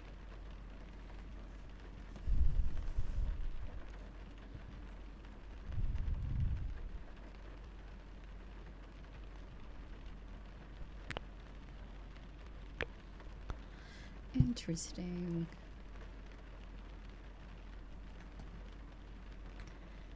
Yeah, there's a lot, like, yeah. If you don't have your own editor, if you don't have your own, like, a lot of things, everything that goes into it has to be done by you. So it's just like you could have a whole day of just editing or just random shit. So it's like planning things, new ideas, just watching, like, it's a very interesting experience. I feel like a lot of stress comes from just doubting your ability to give the same quality content that gained your popularity first. Usually can still create. Yeah, you're very, yeah, very on the nose with it. It's like, I think it's just like, what if today is different? Like, what if today, like, you know what I mean? It's sort of this, like, what if it doesn't work out this month? It's like that type of feeling. Like, what if this month's different? You know? Than the rest, you know? So, when is the end? Which is a terrible mindset to have, but lately I've just been taking it month by month. If I can make $1,000 a month, I'm happy. If I can make rent, I am. If I can make rent and my phone bill, I am happy. Happy camper. I'll eat ice soup for dinner if that's the case. Like, I don't care. Like, if I can just meet my basic needs, I'm a happy camper. So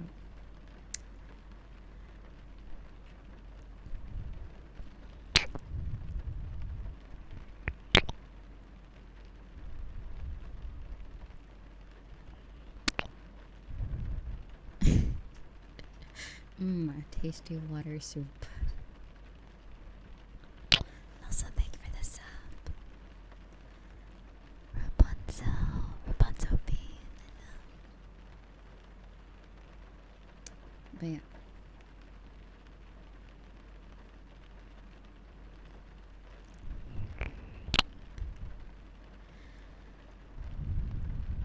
But yeah, VTuber is a whole nother level. Like, if you're just a streamer, I feel like, well, that's not always true. Like, I'll say like cosplayer streamers and then like VTubers probably have around the same like expense. There's an amount of money you have to put into like the aspect of like image and like, you know, model rigging, the model, like ideas for debut. Like, there's a whole extra layer to it that like VTubing is like, at some point, it's like, in at least like well, for me it's a little different because a lot of people just go straight into buying an expensive model and just go straight into it hoping they make it. Whereas for me, I started off just with a V-Rig model, so it took me $0 to make a model. Like, I built up to getting like what I have now, like slowly but surely over like 4 years. So for me, whatever I could afford at the time, I'd get. I wouldn't go extreme and just like gotcha game it. I wouldn't like, oh, hope I get popular off this cool model and this debut, or hope this works out type of thing. I only did what I was able to do, sort of thing, and the rest I would do on my own, sort of thing. But yeah.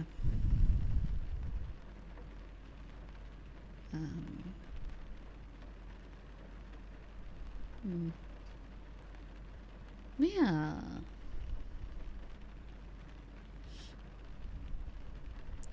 Yeah, I was very smart last year. At least after moving out, like there was a point in time, I think just all my efforts, at least in May, and I think between the May and June was, oh, July, it was June and July.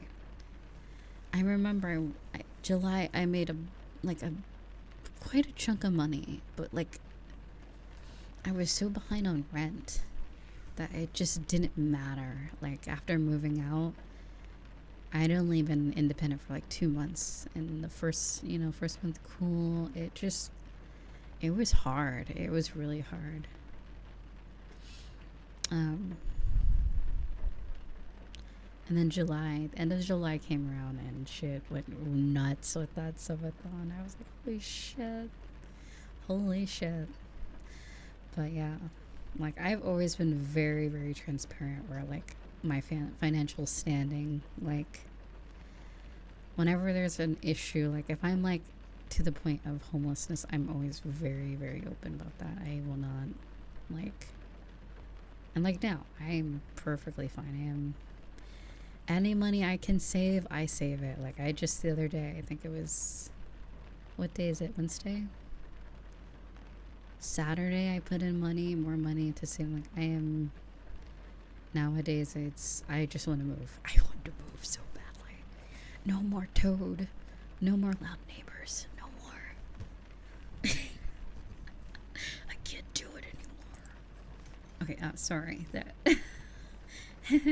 Excuse me.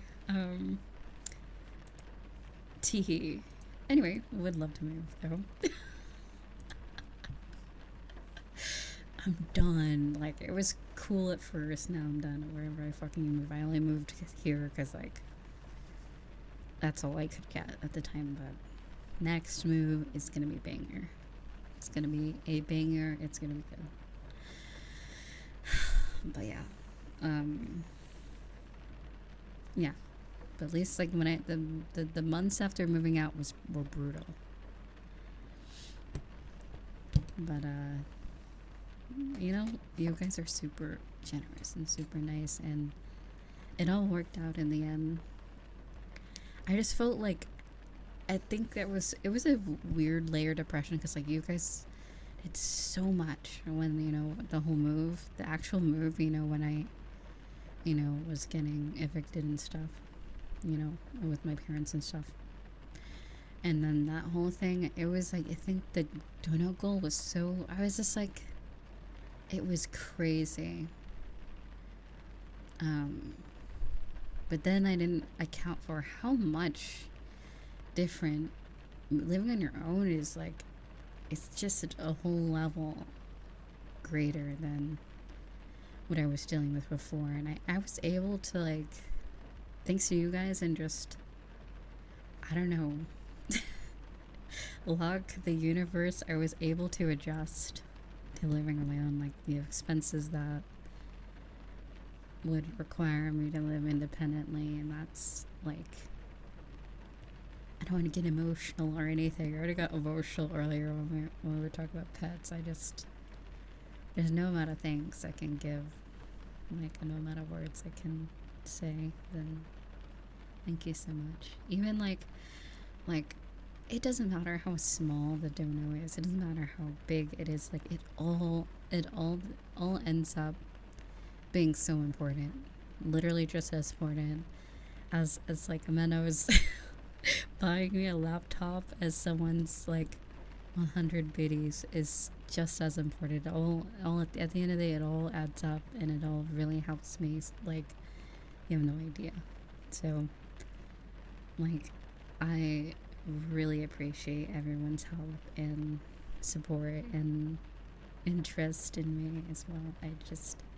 It puts a smile on my face that I could even say it and even continue to do it. So,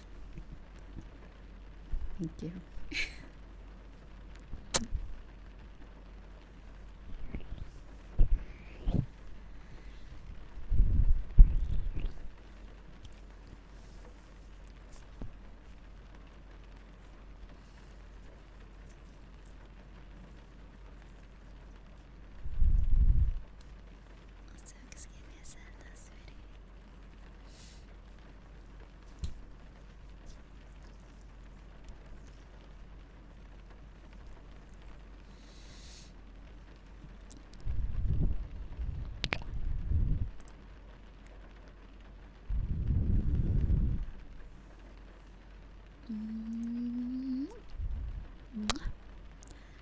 But yeah, it was, last year was a time.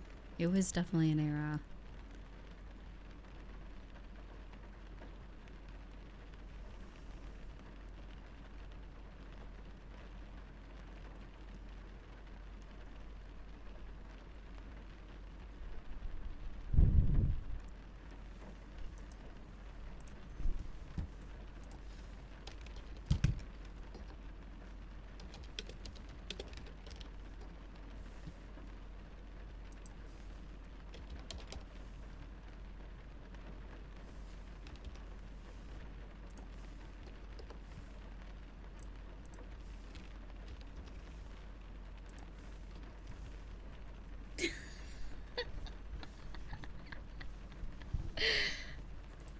Oh my god. Sorry, I was like in the Discord. Wait, I mean, honestly, though, I mean, why not? Ain't no Wow. Wow, Trip, okay.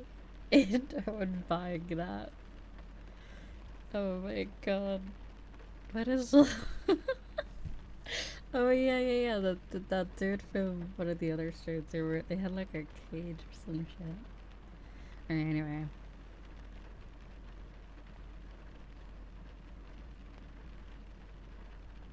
Granny reality. Wait, what? Oh, wait, I'm lost. I'm lost. What did I miss?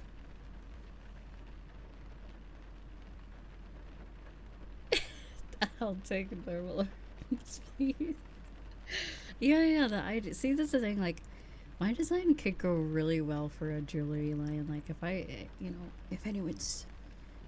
any sponsors are watching, kind of like half of my design is like jewelry and like accessory type of look. So it could definitely work out if there was like that type of thing. You know, kind of cool. Yeah. But yeah. Yeah, necklace or ring would be super cool. I feel like I'd lean toward necklace and ring, maybe even like hair clip, perhaps. Maybe a hair clips, I don't know. Bracelets. Bracelets are also pretty cool.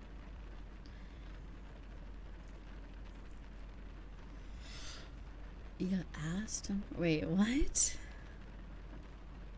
Wait. Oh, what? Oh. Class. Also pretty, thank you. Thank you, sweetie.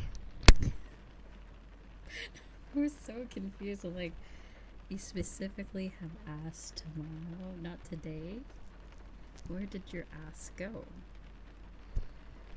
Has it popped off your rear end and walked away? Okay, does anyone remember those commercials from like the early 2000s of like, it's like it was like these shorts or like these butt cheek pants. Does anyone remember that shit?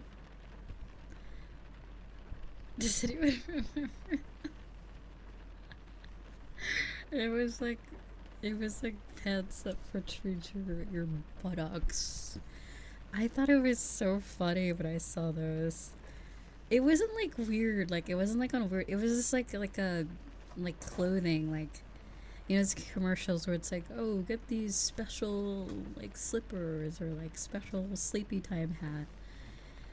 Like, it was like one of those where it wasn't like sexual or anything. It was just like. But you don't remember that? Am I crazy? I remember specifically there was a commercial where it was like, it like makes the butt cheeks more pronounced. That's the word. Pronounced. Anyway. Yeah, I did too. because like they were also used for like it was like these shorts and they help like support your like spine or like your posture or it was just some bullshit like that where they advertised it to both like male and female, like, oh, these pants will change your life and your butt cheeks and your butt cheeks will be lifted. Yeah, you don't remember that? Try these butt cheek pants now. Call 1-800 butt cheek pants today. Oh my god. Butt cheek pants.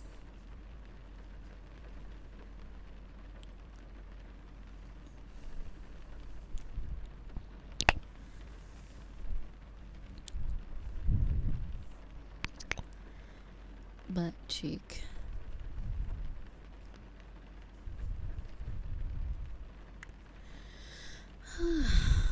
But yeah, I don't even know what I was talking about before, honestly.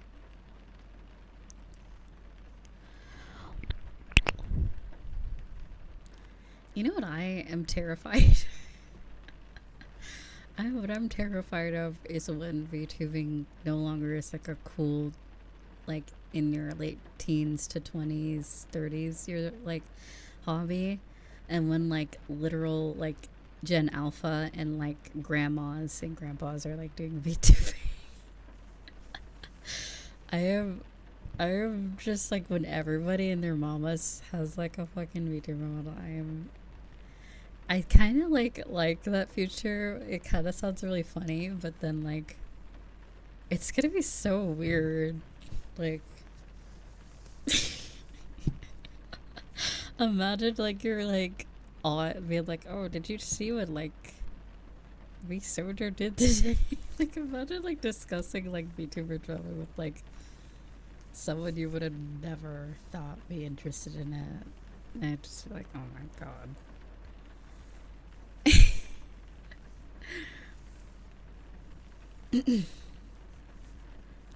I mean, at that point, if I'm 60, I'm probably gonna like have a capybara exhibit. At that point, I'd probably do like semi IRL streaming. I think I feel like at that point, yeah, I'd just be living.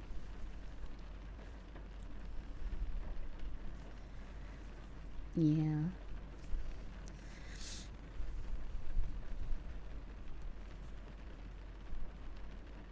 Yeah, I feel like a lot. Like I think the future of VTubing, like I feel a lot of people will probably in their later years, maybe like late 30s, maybe even 40s, might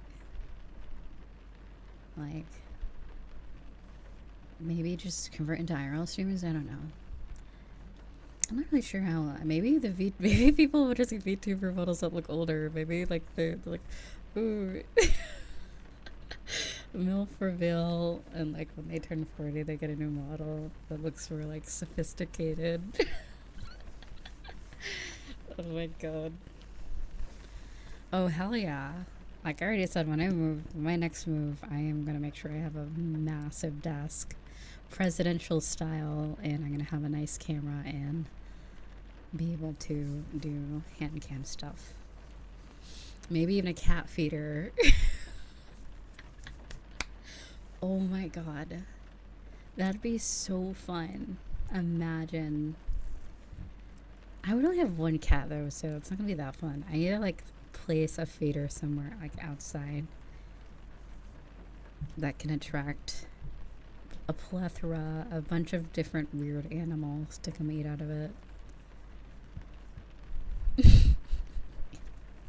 Hopefully we don't get another Mr. Fresh. I feel bad. I learned recently that Mr. Fresh only eats freshly dropped food because he accidentally ate bird poop in his food bowl, and then now he doesn't trust the bowl of food anymore.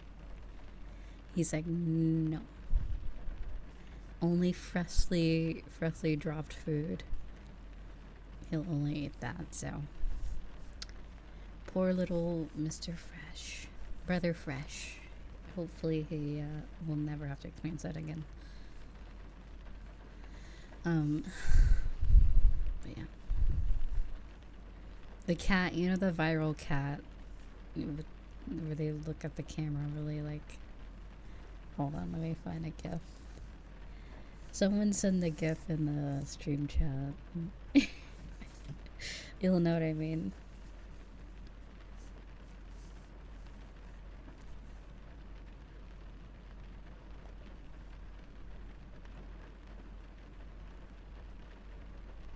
I'm listening to Reza right now.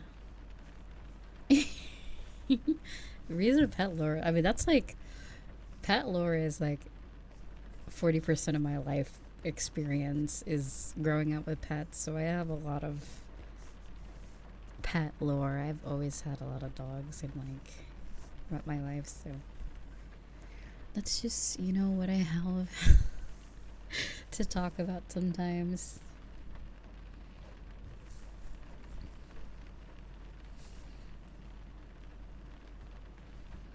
But yeah, that's Mr. Fresh. If you look into Discord, you'll see Mr. Fresh.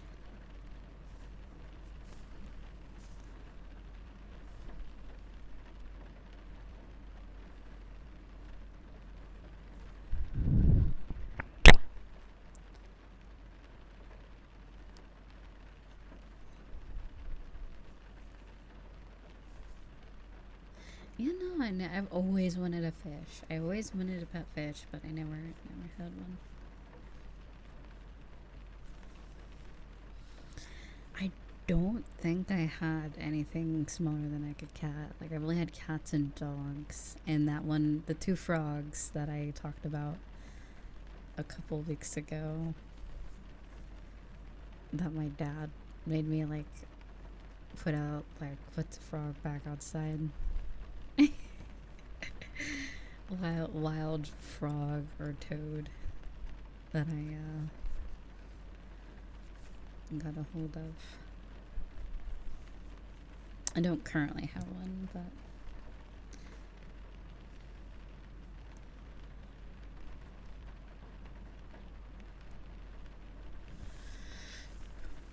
yeah, I would probably lean towards the reptile. If I ever do get something that's not like a cat dog, I'd probably get like either a reptile or a bird, probably. Or an amphibian like frog, axolotl, that sort of thing. But fish are also cool, but I like pets that can kind of like. I mean, some fish are actually a little bit responsive. They do recognize their owner. But yeah.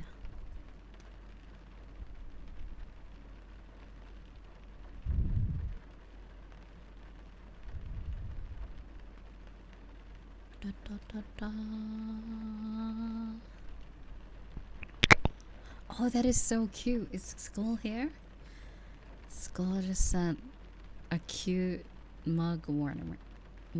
That's like a cat. It's shaped like a cat. That is so cute. I would have never thought they would have that. That's actually so cute. Such a great idea. There's even a donut shaped one. Oh, there's a lot of different types. There's a cat one. There's a teddy bear shaped mug warmer. There's a very fancy one. There's wooden ones. That's so cool. It's such a cool idea. There's a green one. Oh my god. Oh my god. I found one. I found one. So cool.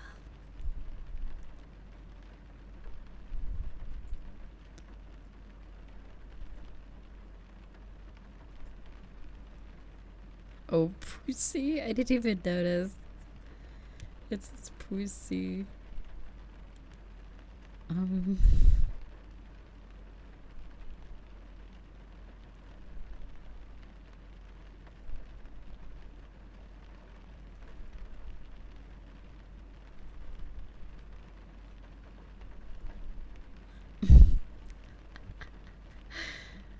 Oh my god. Please go eat. Please eat. Oh my god. Did you not eat? No, no, no. You gotta go eat. Wait, it's 3 a.m.? I mean... Yeah, go eat. I was gonna say either go to sleep and then eat right when you get up. Cause like, that's probably not good. But yeah, eat something.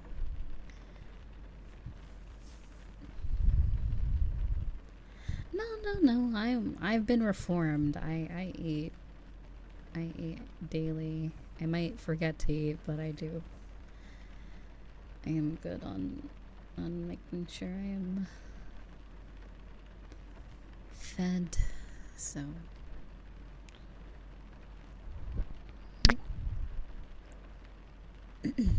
yeah, absolutely. Very mandatory. Oh, they have?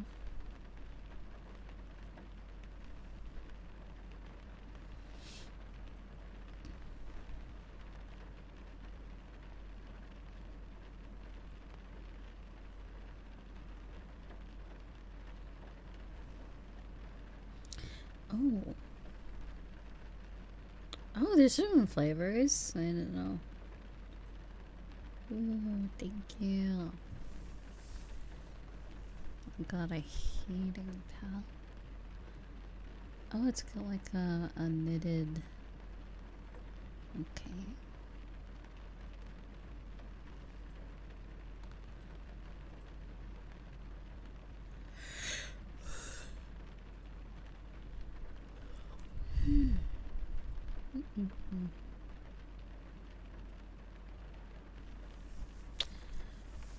Please check that this listing is available in your country and that it's being offered by the store that you know. Oh, okay. Let me check. Usually that error doesn't pop up. Let me see. I'll have to click on the link to it to see if it's in my area. And it seems it is, so that's good. Alright, I'll add it.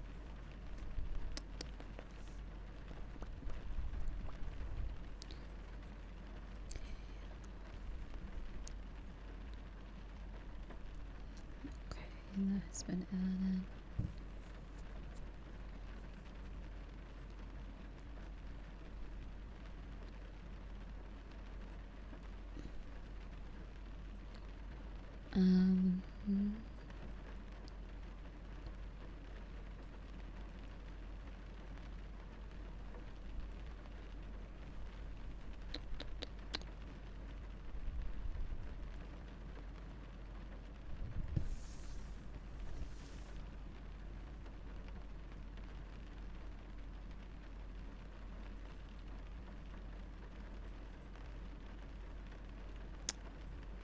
That seems pretty expensive for default shipping, so hold on. It's also hello. Welcome to meeting.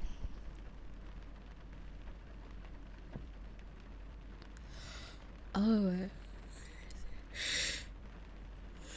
excuse me.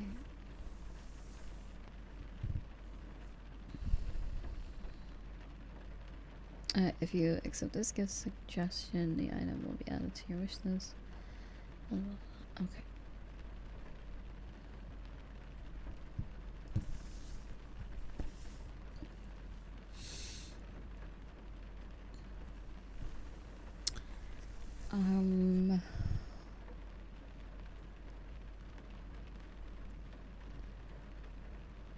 Ooh, a blue one's kinda a blue mug warmer. It's kinda cool too.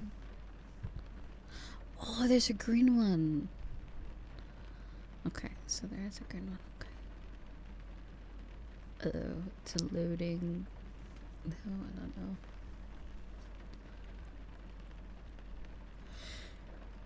Oh yeah, that PC battery thing came in. I gotta set that up at some point.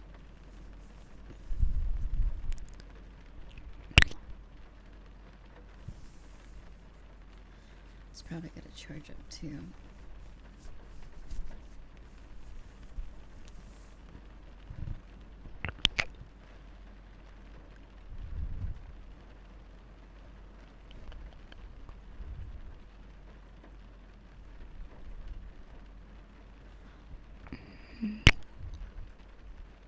Yeah, UPS. A universal power something, I don't know.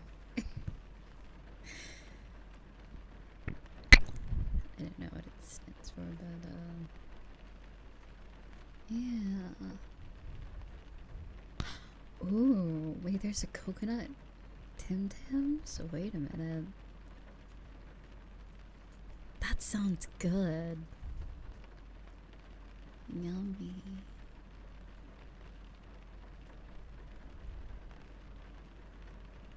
Can I? Actually, I'm gonna get this one for myself.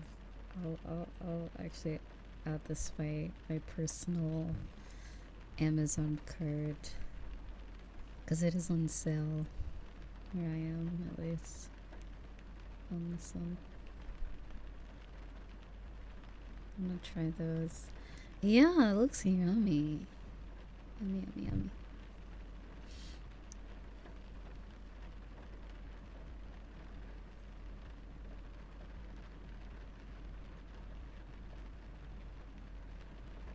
Oh yeah, I was gonna get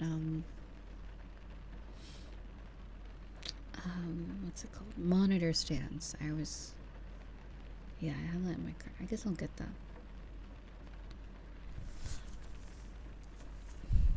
I need something higher. I feel like for one of them, like my other monitor has something different height.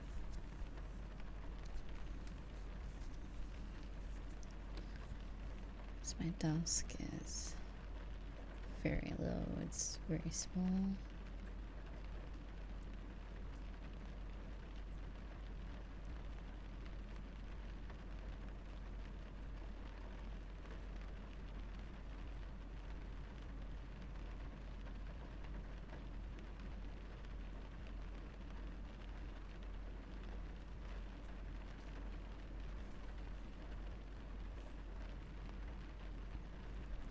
Okay.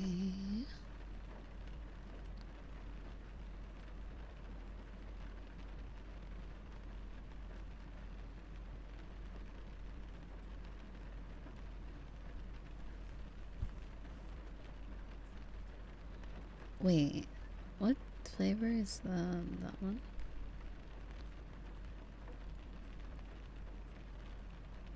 Okay, good.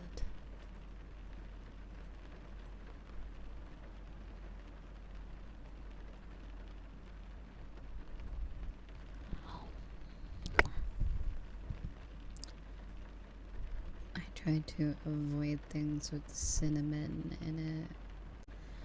I'm allergic to